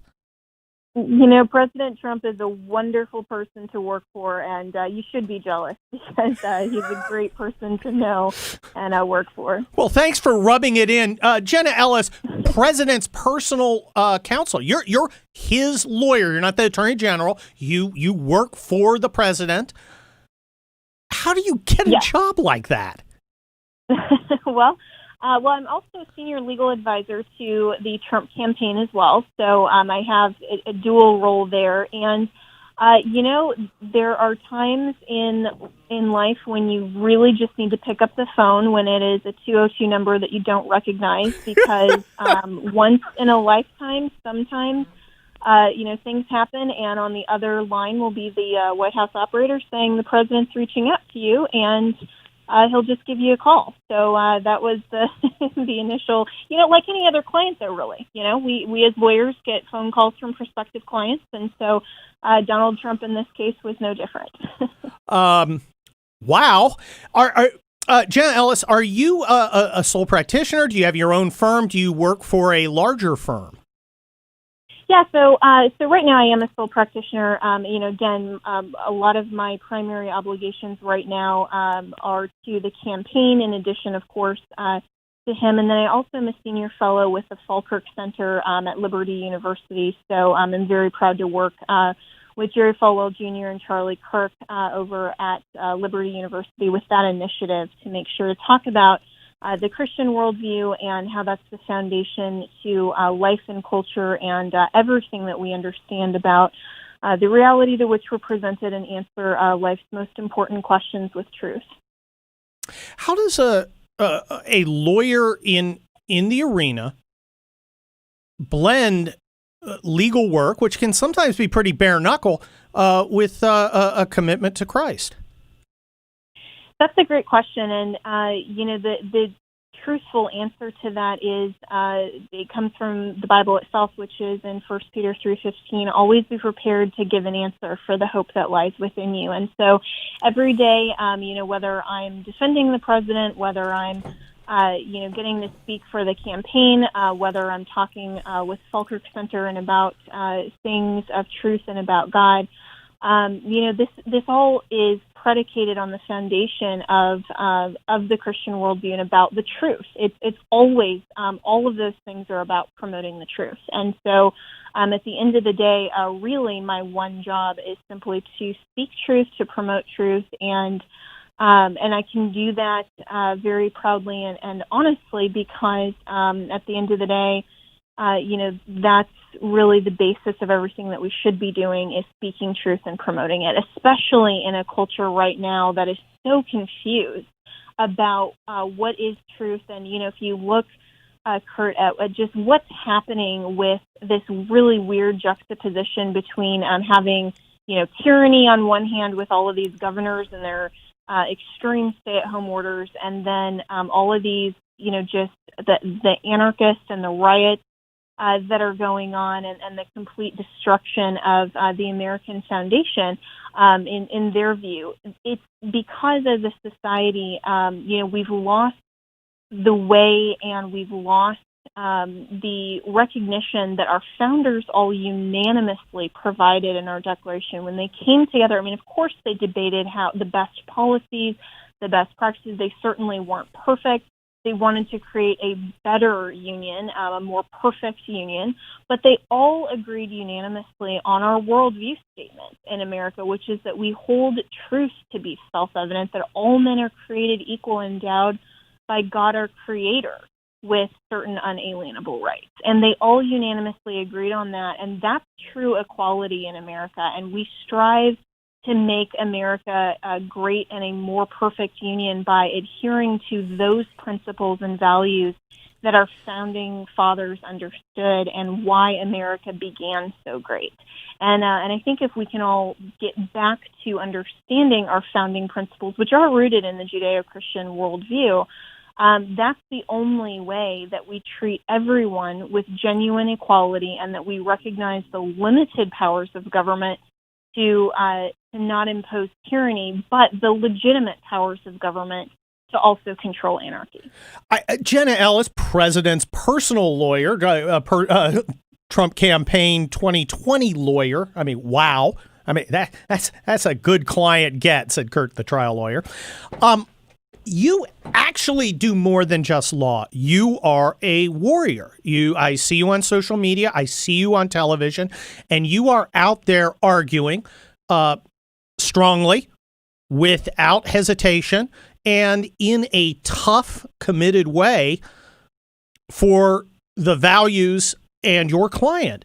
And a lot of people seem to have the idea that someone who's a committed Christian, like you are, it must be some sort of shrinking violet, that Jesus was really kind of a soft guy in sandals who kind of hugged people and was kind of a socialist.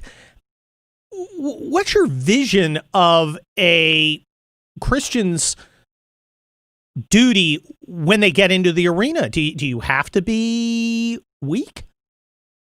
Not at all. And, Jesus himself always spoke truth. And, I like I like the metaphor or the visual of a warrior, because that really is what it is in the culture right now. And, we can speak truth and we have to speak truth and go into that arena as a warrior. But also, the Apostle John reminds us in Scripture to always speak truth in love as well.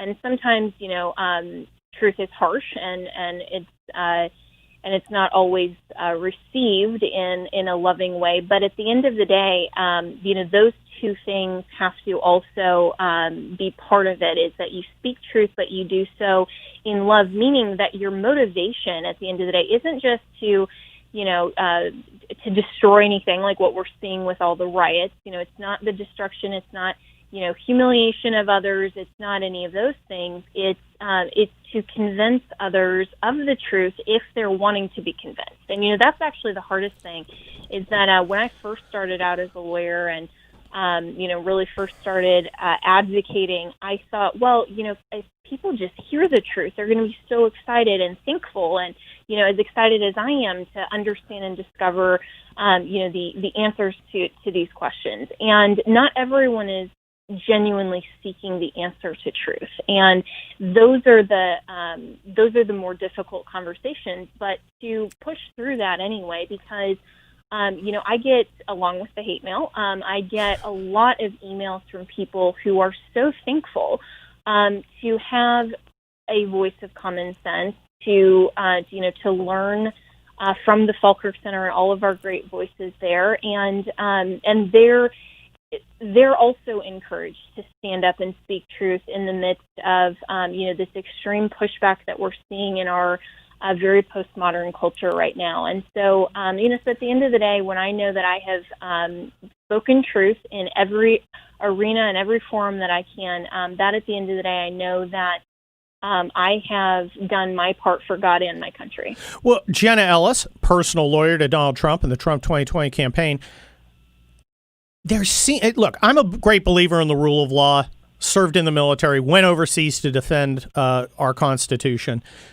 And I see what I call in my upcoming Regnery book, The 21 Biggest Lies About Donald Trump and You, which everybody should pre-order, what I call the Trump exception, where norms and rules and even laws seem to not apply when it comes to the president. I'm thinking, for instance, the Democrat attempts to get his personal banking records and tax records to just go through them and, of course, leak them and try and find something wrong, even though they have no reasonable suspicion that anything's there.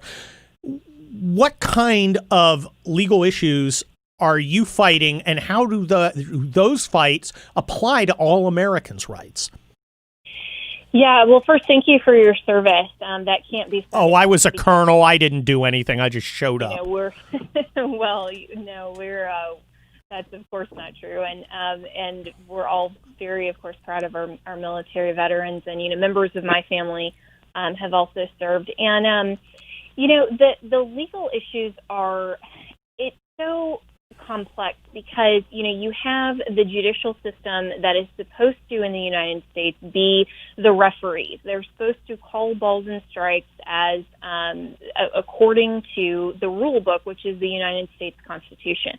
But it does seem like all of the rules are at least attempted to be manipulated, rewritten, or just completely thrown out by the Democrats because they hate Donald Trump and they hate his advocacy for truth and for American values and for our Constitution so much that they're willing to do that. And so there is a fight, an ongoing fight on every level, and we have to remember, and for people who, may not be, fans of everything that the president does, well, you don't have to be to recognize that precedent is going to exist even after the next 4 years that Donald Trump will be in office. I'm convinced he will be reelected, and he should be, and definitely vote for him to make sure we are preserving liberty in America from the Democratic Socialists. Jenna Ellis, President's Counsel. I think we're running out of time. We could go on, but you've got to go fight for the president and for us. And we're going to keep fighting for you here on the Hugh Hewitt radio program. I'm Kurt Schlichter. We'll be right back with Matt Betley. Thank you, Colonel Kurt. This is where I pop in from the netherworld to remind you, even though I'm on a one-day vacation, I am wearing a mask. And you should be wearing a mask when you're going into supermarkets and other places like that, where the staff are wearing masks and they want you to wear masks. Where to get those masks? GivingMasks.com. GivingMasks.com. All one word, but plural on mask.com/Hugh, H-U-G-H. Why do you want to go to GivingMasks.com/Hugh? Because every carton of masks that you order, they send one of the highest end masks to the Children's Hospital of my choice. And I make sure they go where they are needed. GivingMask.com/Hugh has proven enormously popular with this audience because all of you are masking up to be responsible in supermarkets, in your Walmarts, in your Costco, out when you're with friends, even sometimes in gatherings of 10 or less, you're wearing a mask. That's up to you. But if you're going to get them from GivingMask.com/Hugh. And don't forget your ReliefFactor.com. You know, I'm gone for one day because within the laws of the Commonwealth of Virginia, have taken a trip with the fetching Mrs. Hewitt to see our grandkids. Haven't seen them in 10 weeks. Now, that's a different kind of ache and pain. You ever pick up a 3-year-old? Ever do that? Do it again and again and again? Well, that's really great for the back, especially if you've got no L5, as we say in our business. Yep, that's just wonderful. But it's worth it. I'm not saying it's not worth it. I wouldn't have it any other way. But I take my ReliefFactor.com with me, and if you're one of those people out there with a munchkin running around who insists upon being picked up, go get your ReliefFactor.com. Take it with you. Take it every day. I carry in curcumin, resveratrol, and omega. I take it in the first hour. I remind you about it in hours 2 and 3, and I take it when I'm on the road, and I take it when I'm at home on the weekends and on holidays, and you should as well. Colonel Kurt's got his eyes on my ReliefFactor.com bag there in the studio. Go take your own and then come right back for more Kurt Schlichter here on The Hugh Hewitt Show. Don't forget to sign up for the Hughiverse. All of Hugh's broadcasts on demand, the after show, which in my opinion is worth the price all by itself, Dwayne FM, and all sorts of bonus content. www.hughiverse.com.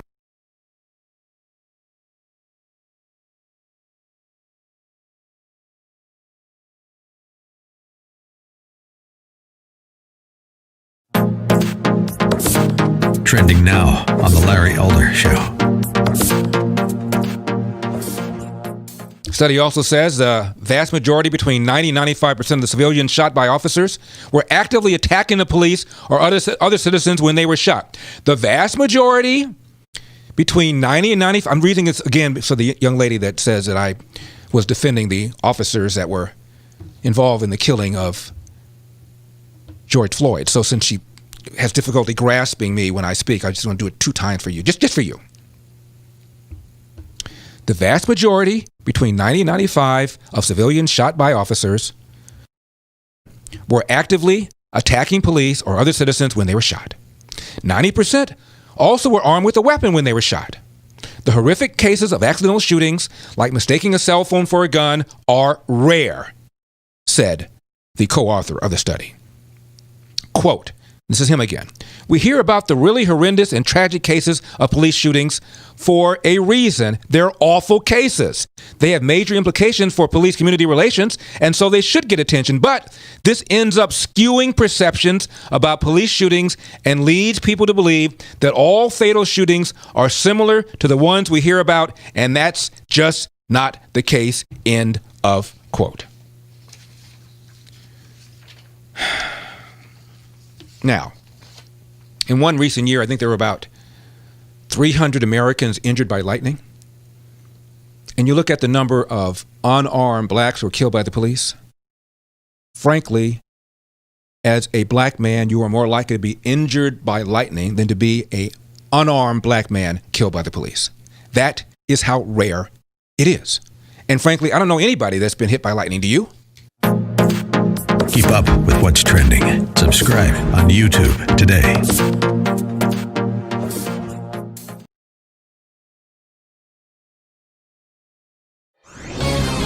This is Albert Mohler for townhall.com. A chilling headline ran over Easter weekend from CNN. Louisville police officers to record license plate numbers of Easter weekend churchgoers. Over the course of this pandemic, I've argued that churches should follow generally applicable shelter-in-place orders, that these orders and guidelines do not violate religious liberty. Indeed, we ought to comply with them out of love of neighbor. But if policies single out churches and religious groups, it becomes an entirely different issue, an unconstitutional violation of religious liberty.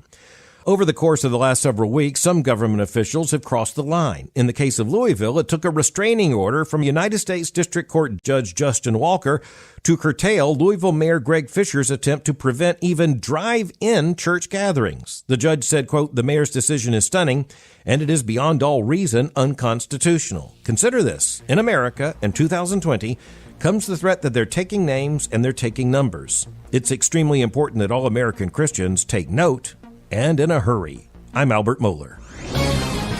ADF fighting for those whose religious freedom is being violated.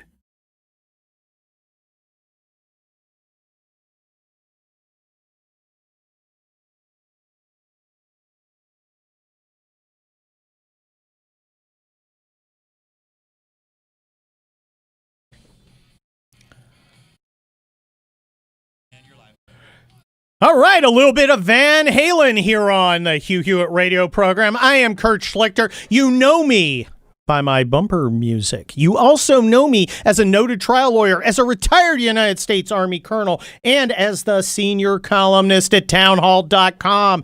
Read my column. Give up your guns because Democrats will totally protect you. It's number 1 on the trending list at townhall.com. You want to be a part of that. You also want to be part of Town Hall VIP. That gives you access to my podcast, which is unredacted, which is the non-FCC compliant one. Also check out my Hugh Hewitt related podcast, Fighting Words. That one is FCC compliant, kind of talks a little more seriously, a little more focused often on topics you hear right here on the Hugh Hewitt radio program. And here's something important. I need you to do this. I have a book coming out from Regnery. It's called The 21 Biggest Lies About Donald Trump and You need to pre-order it now on Amazon or wherever else. Before we go too far, I need to get to my pal Matt Betley, United States Marine, author of Rules of War, which is coming out in paperback.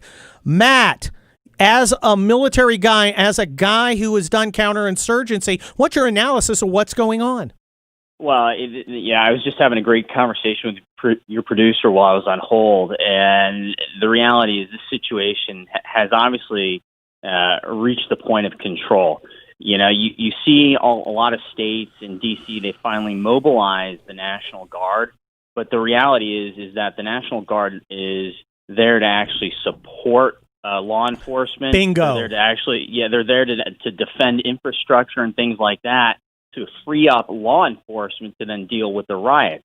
The problem is that there's not enough law enforcement to do it, as is evidenced from the fact of what we saw last night in D.C. and other cities.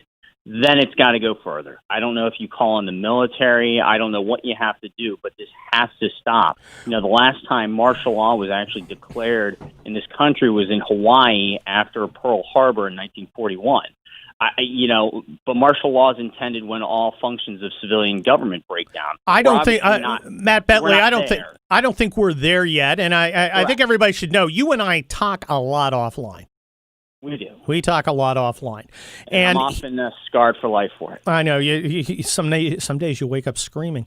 I don't think this is a martial law situation. I don't think that the enemy, which is Antifa, the rioters, the military wing of the Democrat Party, hold much territory. I think we see a lot. I think the only territory they hold is the ground that the bad guys are walking in on at that moment. They control a few nodes, choke points like freeways, but otherwise they don't control much ground. So I don't think this is a kinetic operation, that is fighting, throwing fists, throwing bullets. I think it's an information operation, and as such, they're trying to send a message through media of intimidation and fear. I don't think martial law is the answer. What do you think the answer is? I don't know what the answer is. I do know I'd like to see the president come out and address the nation. And I'd like to see him do it forcefully. He's got to figure out a way to try and get everybody on the same page. And the problem is you have people who don't want to be on the same page. And so when you have people in a conflict like this and people who aren't willing to actually engage the other side, then when there's violence like this, it has to be met with force. Well, that's the reality, because our society is breaking down as we watch it. Well, Matt Betley, author of Rules of War, coming out in paperback, which you need to get, and a United States Marine.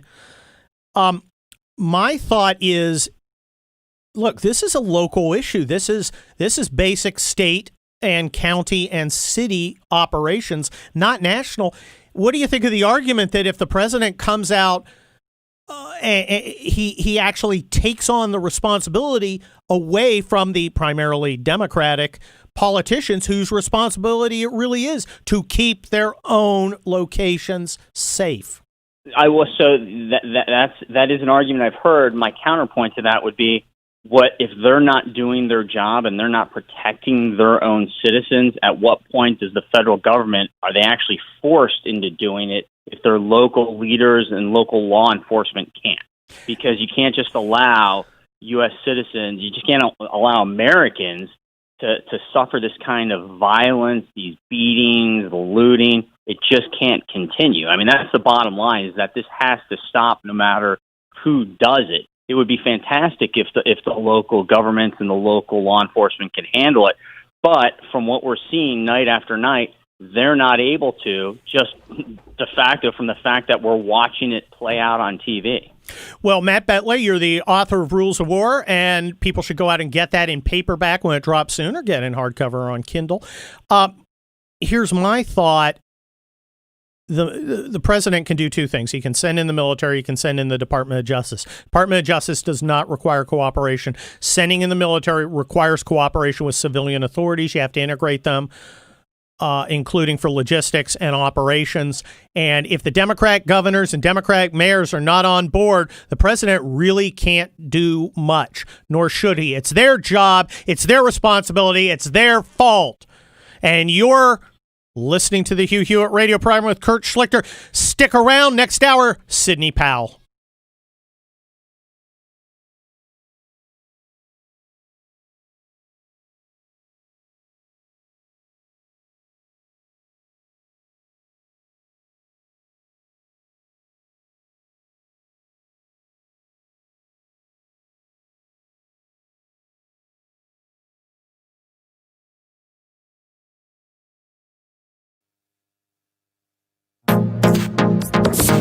Trending now on the Dennis Prager Show. But to the extent that I represent literally thousands of physicians around the country, and their voices are not being heard, a rational voice, a different voice than the mainstream narrative, then I'm happy to do so. What is your message? My message is really this. I think we've overreacted in a big way. We are harming people like we've never seen happen before with the shutdown of the economy. You know, I wrote a piece recently that was published in the American Thinker, and I was channeling you as I wrote it. I titled it Better Safe Than Sorry. And what I point out is that we're at depression levels of unemployment right now. We're seeing domestic violence at the highest levels we've ever seen. Our local sheriff here in Orange County, Sheriff Don Barnes, reports that our 911 systems are being overwhelmed by domestic violence calls. And remember, one domestic violence case is lifelong. That person will be affected for many, many years to come. The World Health Organization has estimated that we're going to see up to 30 million children die as a result of poverty. Make that the World Vision Organization, published in the LA Times recently. We are literally letting criminals out of jail, yet preventing Americans from defending themselves by buying guns, at least in California, because gun stores are all closed.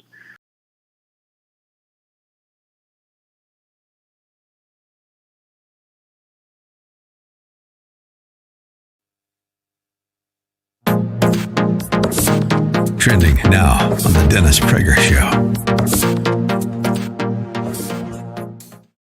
I am reading to you an interview with the former head of the Israeli Health Ministry.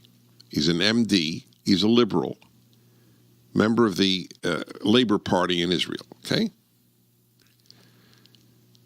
So he's talking, he said this is the mother of all hysterias, which is my position, as you know. The draconian measures are of biblical proportions. God, is he right?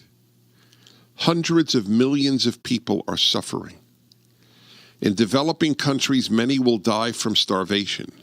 In developed countries, many will die from unemployment. Unemployment is mortality.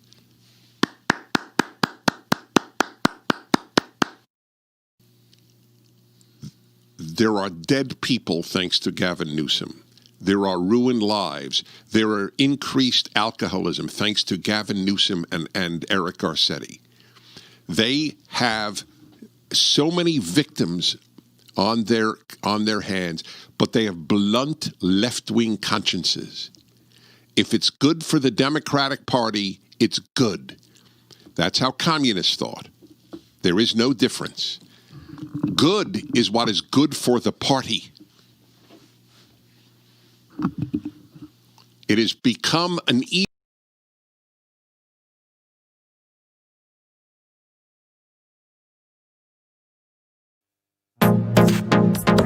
Trending now on the Mike Gallagher Show. This is clearly the World Health Organization's position that healthy people don't need to wear a mask.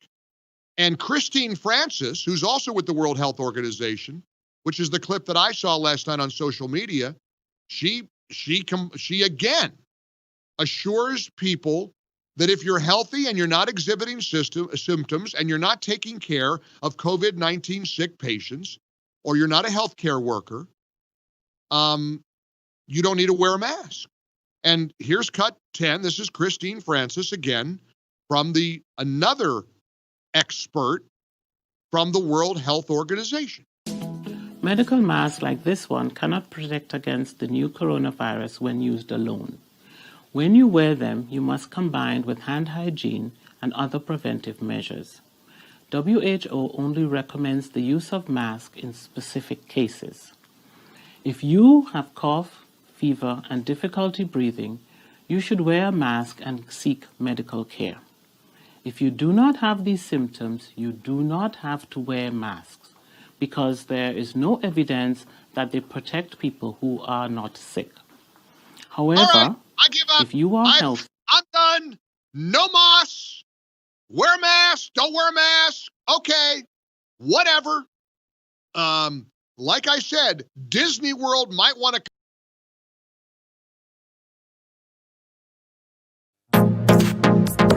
Trending now on the Mike Gallagher Show. If you do not have any respiratory symptoms such as fever, cough, or runny nose, you do not need to wear a medical mask like this one. Mask alone can give you a false feeling of protection and can even be a source of infection when not used correctly. Masks should only be used by healthcare workers, caretakers, or by people who are sick with symptoms of fever and cough. Why? Okay, because healthcare workers and caretakers. I throw in the towel, and I am sorry to Aaron who texted me yesterday, and I called him out a little bit on air when he said, Mike, where's the science to the masks? And I said, what do you mean, where's the science? That's what they tell us. Well, now they're telling us, evidently, a mask is unnecessary, which is going to come as a real shock to, Disney World, Governor Cuomo, all the stores and businesses requiring masks. This will be a real newsflash to Governor Northam in Virginia. I give up. I come to work prepared. I'm studying. I am trying to be sure to present the correct information to you. I feel an enormous responsibility to get it right. But I should have learned my lesson yesterday when so many smart listeners were pushing back and pointing out that there is an absurd inconsistency from our health officials about just about everything having to do with coronavirus. Keep up with what's trending. Subscribe on YouTube today.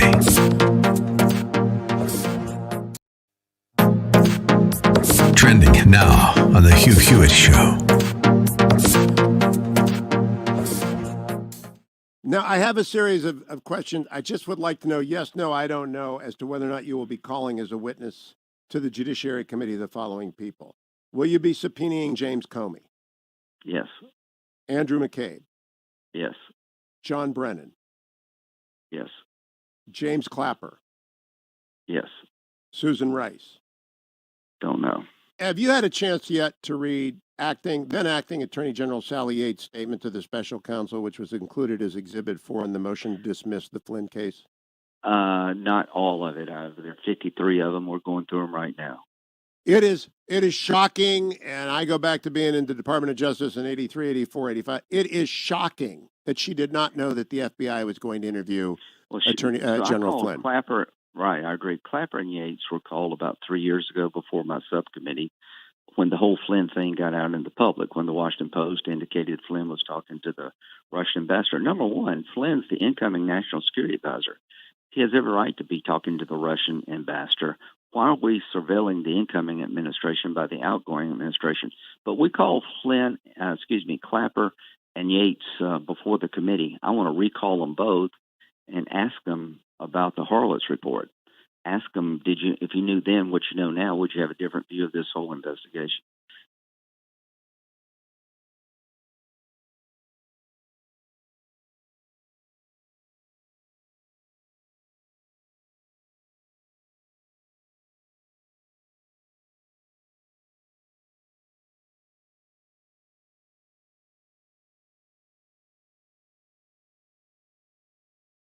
Morning, glory, America. It's Hugh Hewitt. I am not there. For the first time since the quarantine arrived, I've actually broken free with the fetching Mrs. Hewitt. According to all the rules in the state of Virginia and the Commonwealth authorities, I'm fine, she's fine, but we're taking a day off. And in my place, the one, the only inimitable, Kurt Schlichter, because you really needed to wake up on this Monday with a very loud voice in your ear telling you what to do.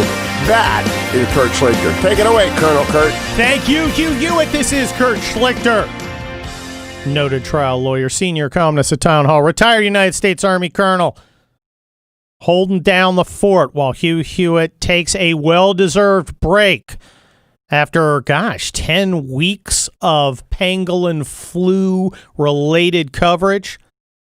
Well, I got to hand it to these Antifa rioter guys. Got to give credit where credit's due. They seem to have cured the Chinese coronavirus because nobody's talking about it. And they sure are not socially distancing. I got a treat for you here. I got a friend of mine and a fellow Army officer who's running for Congress in Pennsylvania 17. That's outside of Pittsburgh. That's where my ancestors come from. At least on my mom's side. It's Sean Parnell. How you doing, Sean? Hey, Kurt. What's happening? Well, boy. How you doing? Yeah. Lucky there's nothing in the news, right? Sean, you've got was rhetorical. You've got a rare opportunity to talk about two things that this audience is very interested in. One, I want to leverage your military experience. You're a decorated combat veteran, combat wounded in Afghanistan. I want to leverage that experience in the context of the forces on the street from the National Guard defending our American cities. I also want to follow up with your campaign against Connor Lamb, that fake purple Democrat, that false moderate who does everything Nancy Pelosi tells him. Including bat flips and, begging for treats. First, military side. What do you think of the deployment of Guard forces on the street in support of civilian authority? Well, I think it should have happened, and I'll talk specifically in Pennsylvania, should have happened days ago. That as soon as, anybody that was paying attention to what happened in Minneapolis over the last week and saw the escalation of what was initially protests that became violent riots that persisted for days on end. Every single governor, with major cities in their states, like in Pennsylvania's case, Philadelphia and Pittsburgh, should have activated the National Guard, spun them up, and had them. If it were me, I pre-position them in and around our major cities so that they can respond. And that does two things. It's a deterrent. It's a deterrent, and it allows them to respond quickly to threats, and if they need be to quell violence. Well, the Pennsylvania National Guard, Army National Guard's 28th Division is a very historic division and very, very capable. I did a lot of civil support myself there too, and of course, many ancestors of mine from the Schlichter clan. And the Wagners and all the other ones have been members of various Pennsylvania regiments throughout our history because my family comes from there. So your point is that these guys should have been out there earlier. Now, you've got a Republican governor No, we've got a Democrat governor. I was wondering why is it, candidate Sean Parnell, that all this trouble seems to happen in Democrat jurisdictions. Now, you've had trouble in Pittsburgh. Pittsburgh's got a Republican mayor, right? No. What? Nope. I'm stunned. I see what you're doing. I see what you're doing. I'm keen to it. Well, look, here's what I'll say on that. You know, the Democratic Socialists of America, the Pittsburgh Democratic Socialists of America, put out several times yesterday, abolish the police, right? Abolish the police. In the middle, and by the way, if anyone's telling you this is a protest at this point, it's not. They're riots. It's bordering on an uprising and insurrection at this point. It's all over the country, and it seems to be getting worse and escalating every day. Democratic Socialists in Pittsburgh abolish the police. They double down on it. They said it several times yesterday. Now here's the deal. From a lieutenant governor on down, there are many Democrat politicians in this state that have sought the endorsement of the Democratic Socialists of America. So let me ask you this. What? If you're going to be a lawmaker, yes, if you are going to be a lawmaker and you are writing laws and then you are seeking the endorsement of an organization that seeks to abolish the police, that the organization, the police that enforces those laws, how then are you qualified to be a lawmaker? Well, I would think that you probably are not. These guys are playing footsies with criminals. Now, let me ask you, Sean Parnell. It gives you a sense. It answers your question, though, Kurt. Right? It gives you a sense of why there wasn't a more firm-handed response to some of these violent protests. Because it seems like, and I'm not gonna go so far as to say that the Democrat politicians from our lieutenant governor on down are in the same boat as these protesters. I'm not going to say that, I am saying that there is some synergy with regards to their ideology. Is there not? I think there is. Now, you are running again in the Pennsylvania 17th District. And before we go on, how can people help you? Oh, you can go to seanforcongress.co. It's my website there. There's a place for you to donate or sign up and volunteer. Gives you all the information that you need on my race. Okay.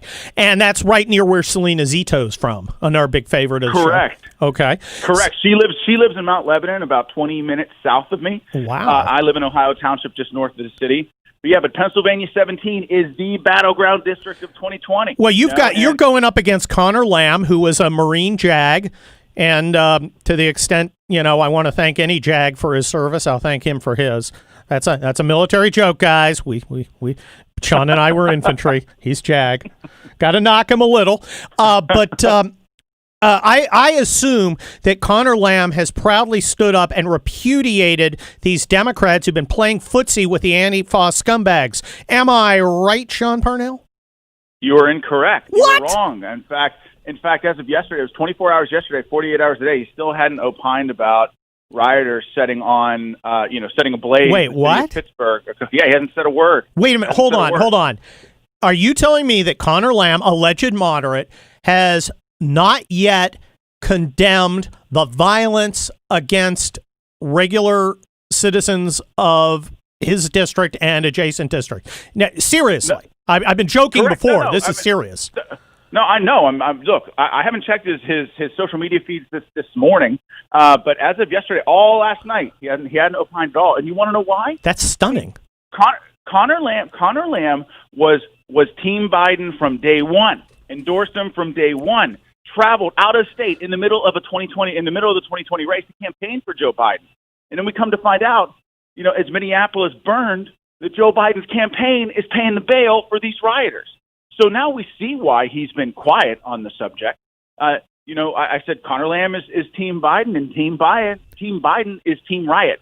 And it's, to me, it's disgraceful, because as a military officer, you do the hard right.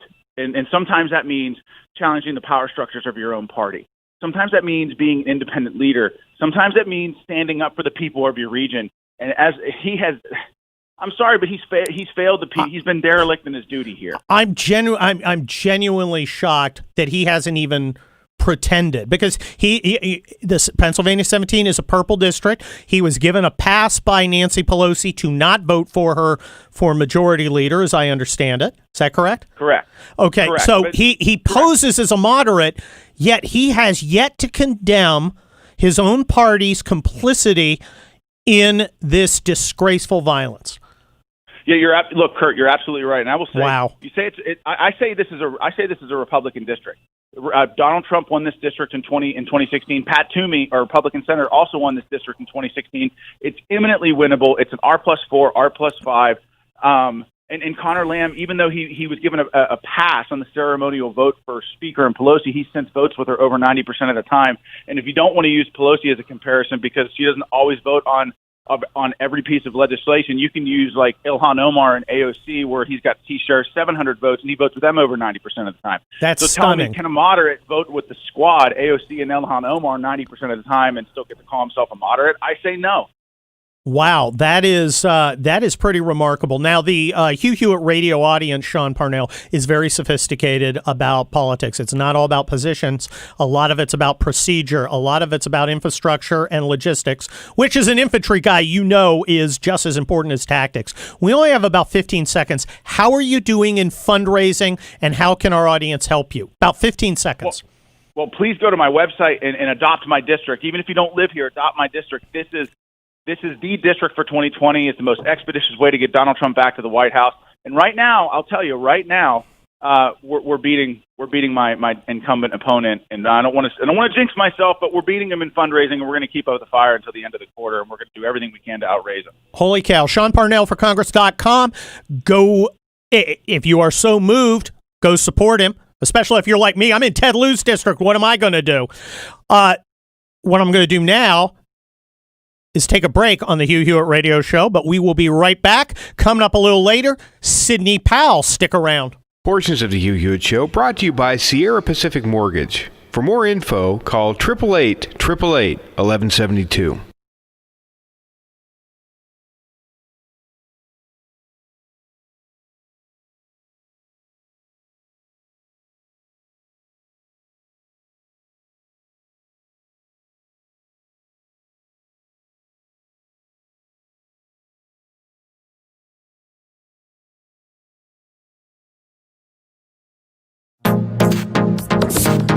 Trending now on America First with Sebastian Gorka. Jim, California, line 1. Thank you, Gorka. How are you? I am agitated, but welcome. LeBron James did a great job of This Is Why. I mean, that's Madison Avenue, top-notch stuff. Imagine if the photos were inverted, though. Kaepernick kneeling, doing his take a knee thing is why we're doing it now in front of everybody to put them in their place, and this is from the Pentagon on down. Now, you're kind of losing me here. Why are you calling up today, Jim, to talk about Kaepernick?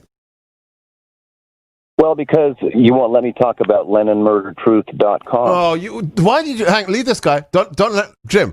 Why are you lying about your name? You ring up every flipping radio show in the nation. You change your name and you lie. You're a tinfoil hat. You're a hero. You're a hero. When people say that they're a hero, they're a coward and a failure and a loser. When you call me a coward, if you have to call yourself a hero, you are the biggest loser in human history. Do you understand how pathetic I'm? The website is your proof. Right. Is my proof. Dude, go back to the little aliens. The aliens are coming for you now. Quickly, put on the tinfoil hat. Run, Jim! Run! The tinfoil hat is waiting for you. Now! They're coming! The Yeti, the Sasquatch, they're all coming for you. Jim, you're a lunatic. Just like the media? No. Bye-bye. We did some research on this guy. He rings up every national radio show with the same story. What was the story? Hang on a second. We got 30 seconds. What's the story? Who killed John Lennon? What is it, Jeff? Is it Reagan did. Ronald Reagan killed John Lennon. Looney, get some psychiatric help. Thank you, whatever your name is. Keep up with what's trending. Subscribe on YouTube today.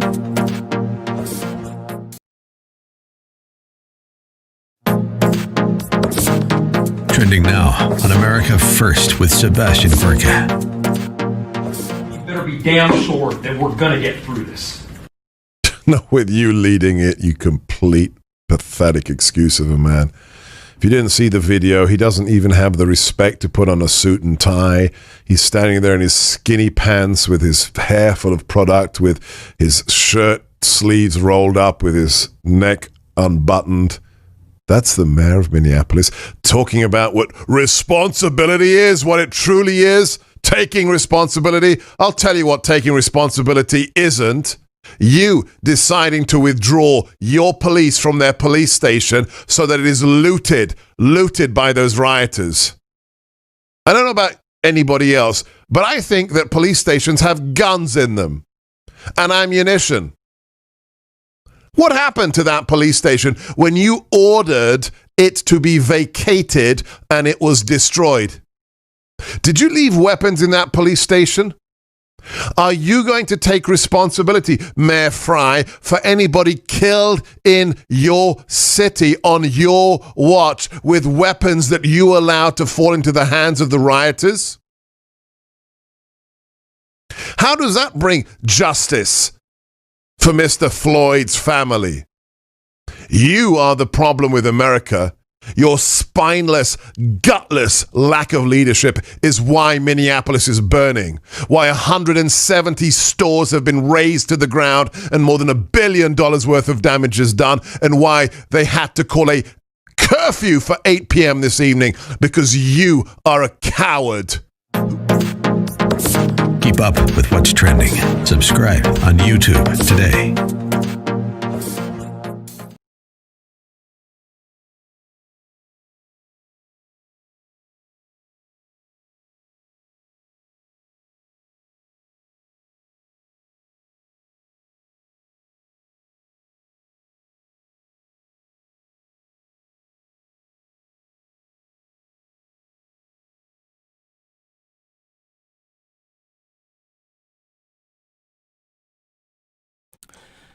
We're back on the Hugh Hewitt radio program. I am guest host Kurt Schlichter. I am a senior columnist at Town Hall. I am a noted trial lawyer. I am a retired United States Army colonel. I am the author of the upcoming Regnery book, The 21 Biggest Lies About Donald Trump and You, which you can pre-order right now at Amazon or Barnes & Noble or wherever, and you must. The 21 Biggest Lies About Donald Trump and You. Speaking of Donald Trump, I think he's in the catbird seat. Look, this is a terrible tragedy. This is a disaster in a lot of ways for the American people. But look, we're all adults here. It has a political impact. And here on the Hugh Hewitt radio program, we don't shy away from analyzing that. We're not going to pretend that there is no political fallout of this. And I think the political fallout, the correlation of forces, is to the great advantage of Donald Trump for re-election in November 2020. I don't think that's really debatable. Let's look at it. Where has Donald Trump come down? Donald Trump has come down firmly for the forces of law and order. He tweeted it, law and order, just those words. And let's listen to cut number 7. President Donald Trump at NASA last weekend. We must forge a partnership with community leaders, local law enforcement, and the faith community to restore hope. Radical left criminals, thugs, and others, all throughout our country and throughout the world, will not be allowed to set communities ablaze. We won't let it happen. It harms those who have the least, and we will be protecting those who have the least. The leadership of the National Guard and the Department of Justice are now in close communication with state and city officials in Minnesota, and we're coordinating our efforts with local law enforcement all across our nation. In America, justice is never achieved at the hands of an angry mob. I will not allow angry mobs to dominate. Won't happen. It is essential that we protect the crown jewel of American democracy, the rule of law, and our independent system of justice. Every citizen in every community has the right to be safe in their workplace, safe in their homes, and safe in our city streets. This is the sacred right of all Americans that I am totally determined to defend and will defend. My administration will always stand against violence, mayhem, and disorder. We will stand with the family of George Floyd, with the peaceful protesters, and with every law-abiding citizen who wants decency, civility, safety, and security. We are working toward a more just society, but that means building up, not tearing down, joining hands, not hurling fists, standing in solidarity, not surrendering to hostility. So what you have there is Donald Trump occupying the high ground of law and order. What's Joe Biden do? Well, Joe Biden spends most of his time looking for his shoe or having staring contests with that uppity squirrel that lives in his backyard. But if he was constructing a strategy, he would have to choose. Does he go to law and order, which is already occupied by Donald Trump, or does he go to support the left wing of the party, which is the rioters? Either way, he loses something. Donald Trump loses nothing from his own constituency by going towards law and order. He can only gain. He has maneuvered Joe Biden, or Joe Biden has stumbled into a position where no matter which side he picks, he's going to lose. He's going to lose someone. He goes law and order, he loses the leftists. He goes leftist, he loses people who care about law and order. And if he tries to awkwardly straddle them, well, he's already gotten in trouble for Me Too problems, so that'll just be ugly. I think Donald Trump won re-election this weekend in light of the leftist violence. We'll see how that works out. This is Kurt Schlichter guest hosting for the great Hugh Hewitt. You must stay here. You must continue with us. Coming up, Mike Flynn's lawyer, Sidney Powell, here live on the Hugh Hewitt radio program.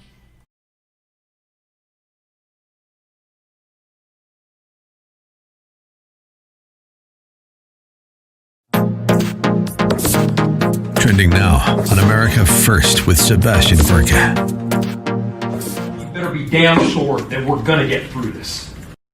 No, with you leading it, you complete pathetic excuse of a man. If you didn't see the video, he doesn't even have the respect to put on a suit and tie. He's standing there in his skinny pants with his hair full of product, with his shirt sleeves rolled up, with his neck unbuttoned. That's the mayor of Minneapolis talking about what responsibility is, what it truly is, taking responsibility. I'll tell you what taking responsibility isn't. You deciding to withdraw your police from their police station so that it is looted by those rioters. I don't know about anybody else, but I think that police stations have guns in them and ammunition. What happened to that police station when you ordered it to be vacated and it was destroyed? Did you leave weapons in that police station? Are you going to take responsibility, Mayor Fry, for anybody killed in your city on your watch with weapons that you allowed to fall into the hands of the rioters? How does that bring justice for Mr. Floyd's family? You are the problem with America. Your spineless, gutless lack of leadership is why Minneapolis is burning, why 170 stores have been razed to the ground and more than $1 billion worth of damage is done, and why they had to call a curfew for 8 p.m. this evening, because you are a coward. Keep up with what's trending. Subscribe on YouTube today.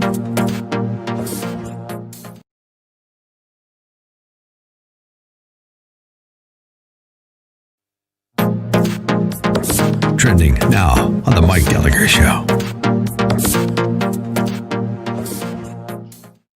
This is clearly the World Health Organization's position that healthy people don't need to wear a mask.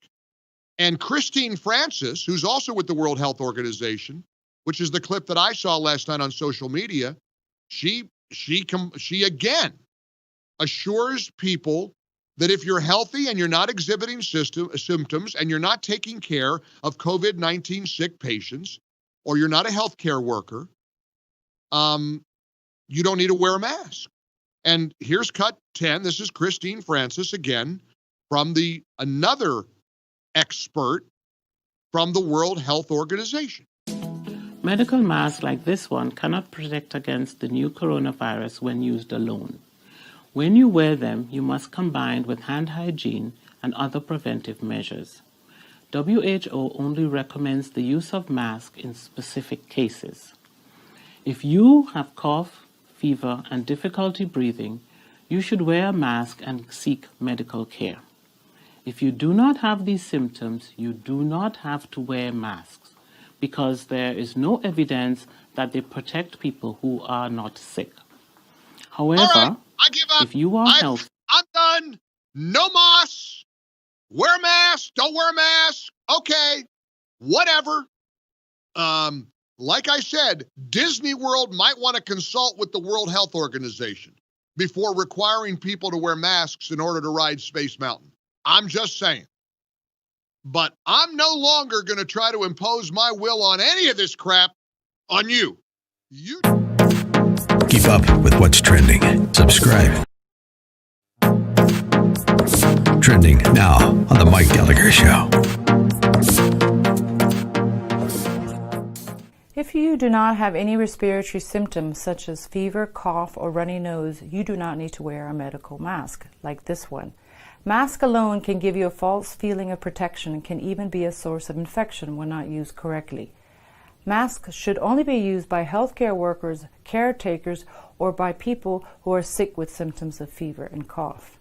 Why? Okay, because healthcare workers and caretakers... I throw in the towel, and I am sorry to Aaron, who texted me yesterday, and I called him out a little bit on air when he said, Mike, where's the science to the masks?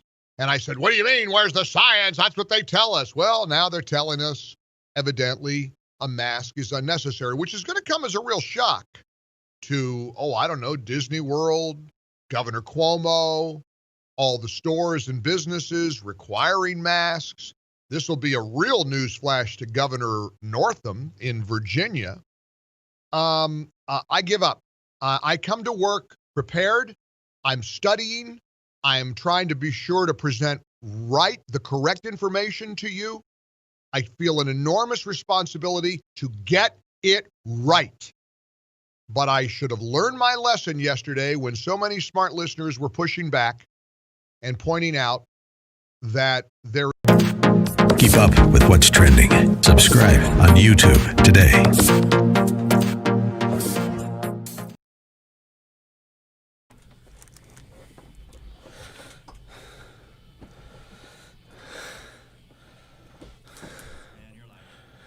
And that is The Clash. You know me by my bumper music. I am Kurt Schlichter, noted trial lawyer, retired Army colonel, senior columnist at Town Hall, and kind of a fanboy. I'm kind of in awe here because one of the premier lawyers of our generation is joining us. It's General Mike Flynn's attorney, Sidney Powell. Sidney, how did you become the go-to attorney for people who are victimized by a corrupt federal law enforcement establishment? I guess it's because of my book, License to Lie, Exposing Corruption in the Department of Justice, where I just had to do my best as a lawyer and citizen to let people know what I was seeing in our corrupt prosecutorial system. Now, normally I would ask you, have you ever seen anything like the atrocity that's been inflicted upon a patriot like General Mike Flynn? But the fact that you wrote a book about atrocities being inflicted on American citizens, this tells me it is a systemic problem. It is a systemic problem, but this is by far and away the worst I have seen because it involves so many of the upper echelon of the DOJ and the FBI. Litigation and not criminal, although I grew up in a family where a mother was a prosecutor and then a judge. I was with my mom this weekend, and she is staggered by the outrageous nature of what Judge Sullivan has done, what the Department of Justice has done until it made its 180-degree turn. She's telling me this would never be tolerated when I was a young prosecutor. What happened? Where did we go wrong? I've seen it getting increasingly worse over the past 20 years. When I first identified it was around 2000, 2001, when the Enron task force prosecutors were handpicked. People like Michael Chertoff and Bob Mueller and Larry Thompson, because they were known as terrorists of prosecutors. Well, that's not what a prosecutor is supposed to be. I mean, yes, you're supposed to be tough, but I believed in the Robert H. Jackson version of a prosecutor who is supposed to temper his zeal with kindness and reality and decency. We've lost all of that. It became a game of notching your belt with, high-powered CFOs and CEOs and see who you can, quote, take down, end quote, instead of seeking justice. Well, let's move on to the case of General Mike Flynn. And one of the advantages of the Hugh Hewitt radio program is we have a fairly sophisticated audience. They know many of the facts, and they know much of the lingo that we throw around. So if we mention the phrase en banc, which I intend to, our folks are generally going to know about that. But let's start out at the most basic point. A lot of people colloquially use the term entrapment about what happened with General Flynn. Do you think that's a fair term to apply? No, it's worse than entrapment. He was completely framed. The FBI modified the 302, the FBI report of the interview of him, to add things he did not say, and they did not include in it things he did say that would have shown he was telling the truth. Sidney Powell, are you saying that the FBI... Wow, I'm staggered. You're saying that the FBI manufactured evidence and ignored or actually suppressed exculpatory evidence in an official document, which is an official statement, and I believe subject to criminal prosecution if you make false statements on it. Yes, that's Holy exactly cow. what they did. Wow. Yes. That's a very serious charge, Sidney Powell. Do you see any justice coming for this? I believe so. I believe the case will be dismissed with prejudice, as the government has requested. It may take obviously it's going to start in the D.C. Circuit because we have a petition for mandamus pending to instruct the judge to do just that. And his response is due today, and the government was invited to file a response if it wanted to, and I would expect it would do that today, probably later today. But yes, I think the D.C. Circuit will apply the law properly and hold him to it. Well, let's go through this. You expect the Department of Justice to accept the invitation of the D.C. Circuit and file a response. I don't see how they couldn't. So you're expecting that, and you'll see it today, correct?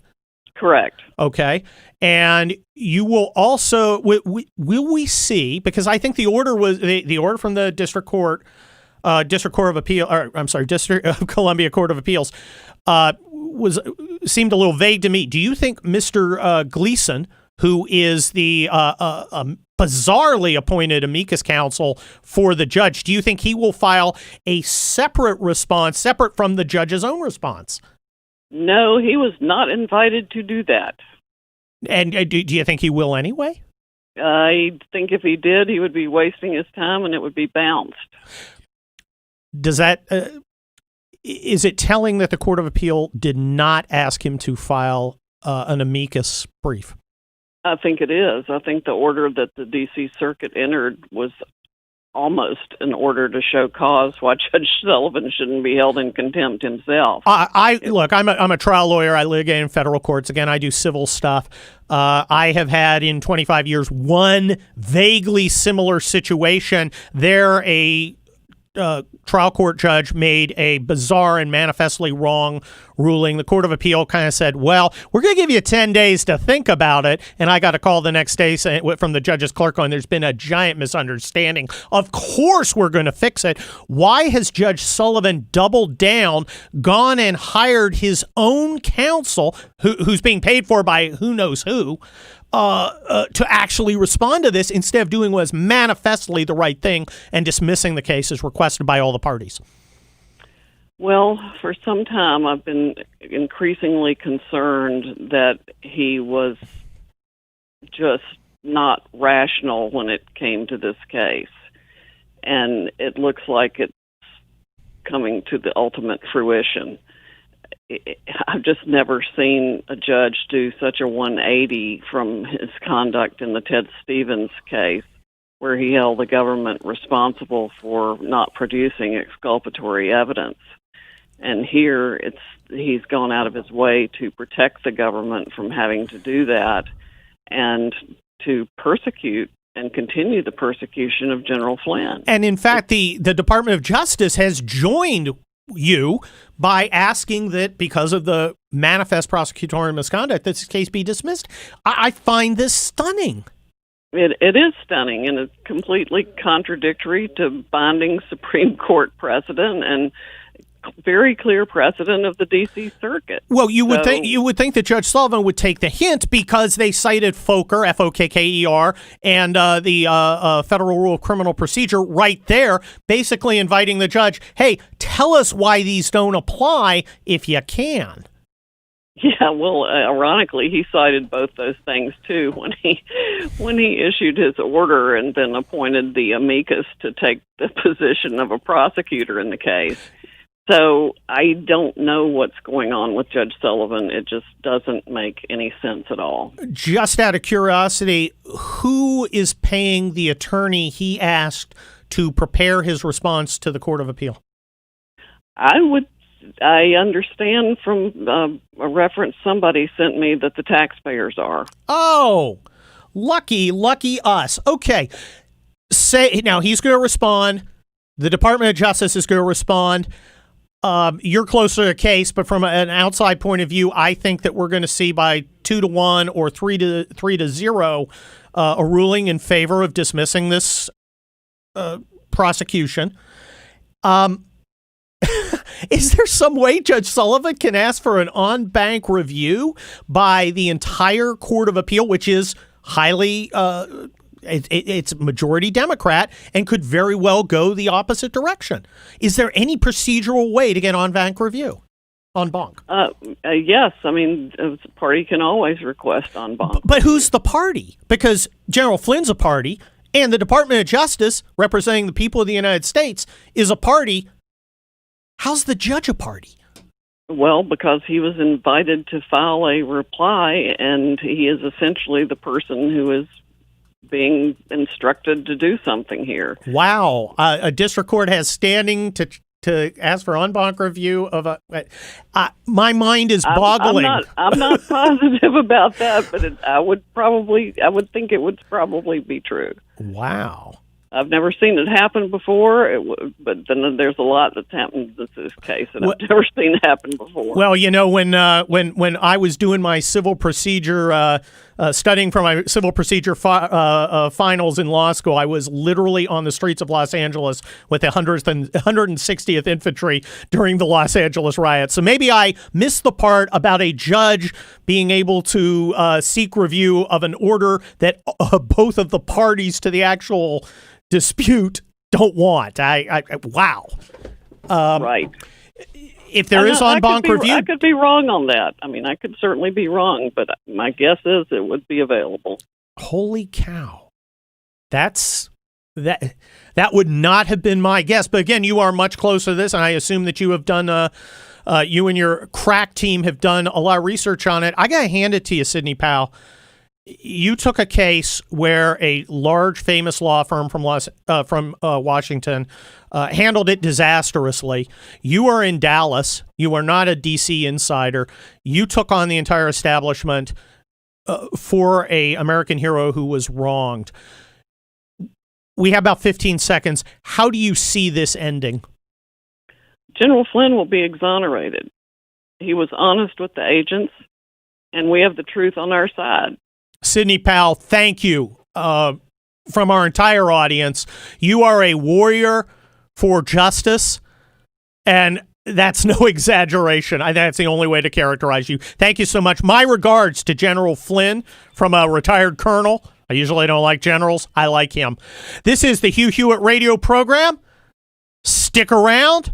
We still got some more to come.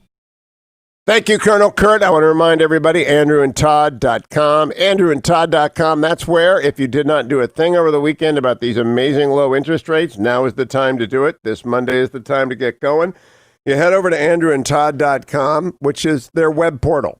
They ask you a couple of questions. They find out what's best for you. You got a house and it's got a mortgage on it. You can probably save hundreds, if not more, every month, given these interest rates, if you have not refinanced in the last 3 months. If you're thinking about buying a house, they'll get you a pre-qualification letter. They'll find you a realtor like Gordon Wood in Northern Virginia and Alexandria, where everyone from Seattle is moving from Amazon. Gordon and I talk about the real estate market all the time. I talk to andrewandtodd.com about all of the interest rates all the time. It's the perfect time to refinance, the perfect time to purchase a second property, the perfect time to help your son or daughter, grandson or granddaughter get started in a house. Do it with Andrew Del Rey and Todd Avakian. I've known them for so long. I trust them. They do all my mortgages. andrewandtodd.com, andrewandtodd.com. Don't forget as well, relieffactor.com. I've said it to you already twice today, and I'm reminding you for the third time. And Colonel Kurt Schlichter is now gone everywhere in the, Dwayne sent me a text that he's been in the cupboards looking for the Relief Factor. That's why he does the show, actually. He comes down and he loads up on myrelieffactor.com. He doesn't realize that Eskimo Pie Eyes, Dwayne's better half, is always sweeping through his sticky fingers to get the Relief Factor. That's why I've got it hidden carefully when I'm out of the studio. But no, don't hide yours. Leave it on the counter so you don't forget it. Every day is what makes it work. I carry curcumin, resveratrol, and omega every single day with the Relief Factor. Support for the temporary relief of the minor aches and pains that plague you, whether you're picking up grandkids or just going to the supermarket or looking for the peanut butter. Whatever it is that ails you, especially if you're out walking and running long distances, relieffactor.com, relieffactor.com, and come right back for more of Colonel Kurt Schlichter in this Hour 3 of the Monday edition of the Hugh Hewitt Show.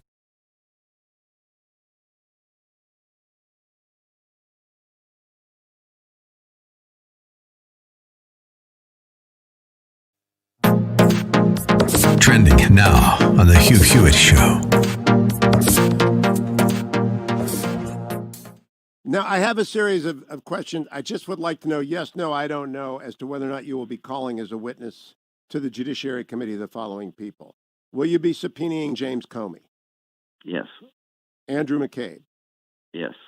John Brennan? Yes. James Clapper? Yes. Susan Rice? Don't know. Have you had a chance yet to read then acting Attorney General Sally Yates' statement to the special counsel, which was included as Exhibit 4 in the motion to dismiss the Flynn case? Not all of it. There are 53 of them. We're going through them right now. It is shocking, and I go back to being in the Department of Justice in 83, 84, 85. It is shocking that she did not know that the FBI was going to interview General Flynn. Clapper, right, I agree. Clapper and Yates were called about 3 years ago before my subcommittee when the whole Flynn thing got out in the public, when the Washington Post indicated Flynn was talking to the Russian ambassador. Number one, Flynn's the incoming national security advisor. He has every right to be talking to the Russian ambassador. Why are we surveilling the incoming administration by the outgoing administration? But we called Clapper and Yates before the committee. I want to recall them both and ask them about the Horowitz report. Ask them, if you knew then what you know now, would you have a different view of this whole investigation? I'm starting with Rosenstein next Wednesday. He signed the last warrant application. I want to ask him, if you knew then what you know now, if you knew.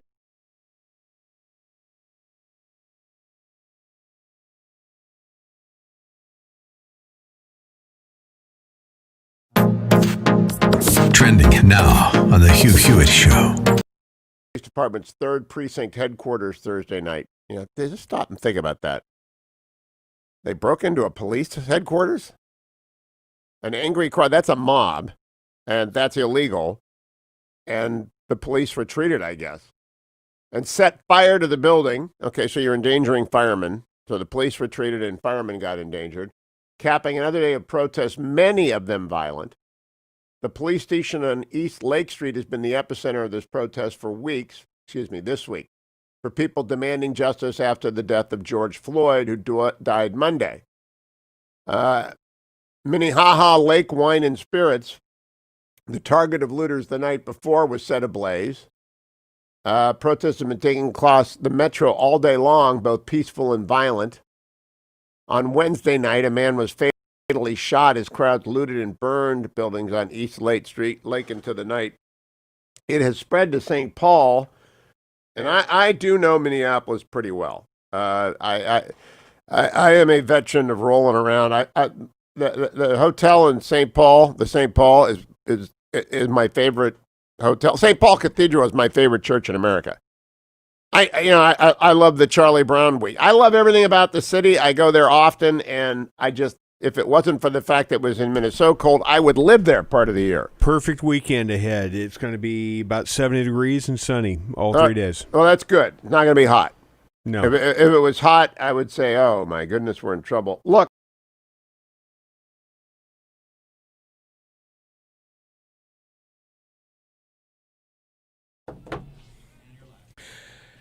And we're back for the final segment of the Hugh Hewitt radio program. I'm guest host Kurt Schlichter. Thank you to the entire team here, Dwayne and Adam and Ben. And you know me by my bumper music. That was the greatest band of all time. That was The Replacements. So it was the greatest band in Minnesota during that period of time, maybe. See, Minnesota, good things come out of Minnesota. And look, the Replacements are, period, the greatest rock and roll band ever. And yes, I include the Beatles. Yes, the Replacements are better than the Beatles. Hey, I've got before Dwayne and I descend into 20 minutes of arguing over who's the best rocker ever, I am aware that a close friend of the show, Tom Cotton, or as I like to call him, Captain Tom Cotton, because he was a United States Army officer, was on another network, and he suggested an idea that a lot of people are talking about, which is using the Insurrection Act for the president to order active military forces into action to quell these riots. The Insurrection Act gets them around what's called posse comitatus. Now, you wonder why. Well, why if there's posse comitatus, which means you can't use military units to conduct law enforcement, why are they on the ground? Because they're on state active duty. They belong to the governor. Posse comitatus applies only to federal forces. Insurrection Act gets you around that. I was on the streets in Los Angeles for 9 of about 25 days, or 14 of 25 days, something like that. Under federal active duty under the Insurrection Act. I spent a lot of my career as a colonel correcting captains, and as much as I like Captain Tom Cotton, some people call him Senator Tom Cotton, but he's always going to be a captain to me. I like Captain Tom Cotton, but I have to respectfully disagree with him, as I respectfully disagreed with my friend Matt Betley earlier in the show, former Marine, about whether this is an appropriate mission. I don't believe it is. I do not believe active military forces are required, and I don't believe it's wise. I don't believe it's wise tactically and operationally. I don't believe it's wise politically.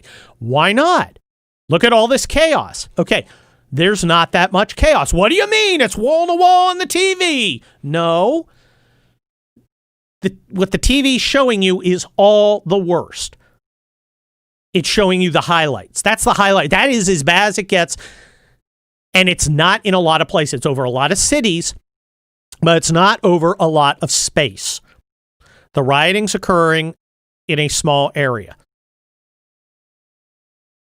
It is not a crisis in the sense that it provides a threat to the safety of the majority of Americans. It is scary, it is frightening, it is violent, it is illegal, it must be suppressed, it should be suppressed by civilian police, supported by National Guard on state active duty. It should not. We do not need to send in active duty. Well, why did we in Los Angeles? Because Los Angeles was different. It was not an organized information operation like this. This is organized by the Antifa types, the military wing of the Democratic Party, to demonstrate power, to exercise intimidation. In Los Angeles, it was it was a spontaneous riot. It was spontaneous anger. It was not organized, and they were killing people. They killed at least 60 people that we know of. So people were getting killed left and right. There are a few people being hurt and murdered here, but not in the same numbers, not in the same centralized area. It is not necessary to send in active duty forces. In fact, I wrote a law review article saying you really don't want to do it if you can help it. That's Loyola Law Review from 1993, locked and loaded. You can go read that if you want to read my my second year law student musings on tort law and military support to civil operations law. Still gets cited, by the way, in law reviews and things, because there aren't too many people who write about that. In any case, Captain Cotton is wrong. Tactically, it's not a good idea. You don't want to put military forces in contact with civilians if you can help it. It's bad operationally because you can't force active duty military units in. They have to be invited in by the local leadership, which is Democrat cities, Democrat states, majority of them Democrat states. Not because they have to integrate with the civilian operations. You can't just have a military force show up. That's not support to civilian operations. That's an invasion. And then they have to bring their own support, and it becomes a giant thing. You don't want that. Politically, it's also bad because then Donald Trump is taking ownership of what essentially is a local problem. New York and its chaos is Bill de Blasio's fault. Okay? The chaos in Minneapolis is the responsibility of their governor and that mayor who looks like Justin Trudeau with the terrible hair and the gross incompetence. Let them fix their problems. Let them take their responsibility. Leave the option out there for support if they request it. Hey, thank you for letting me guest host here on the Hugh Hewitt radio program. Thank you to Dwayne and Adam and Ben and all of you listeners. I'll see you next time. Hugh Hewitt needs me. Adios.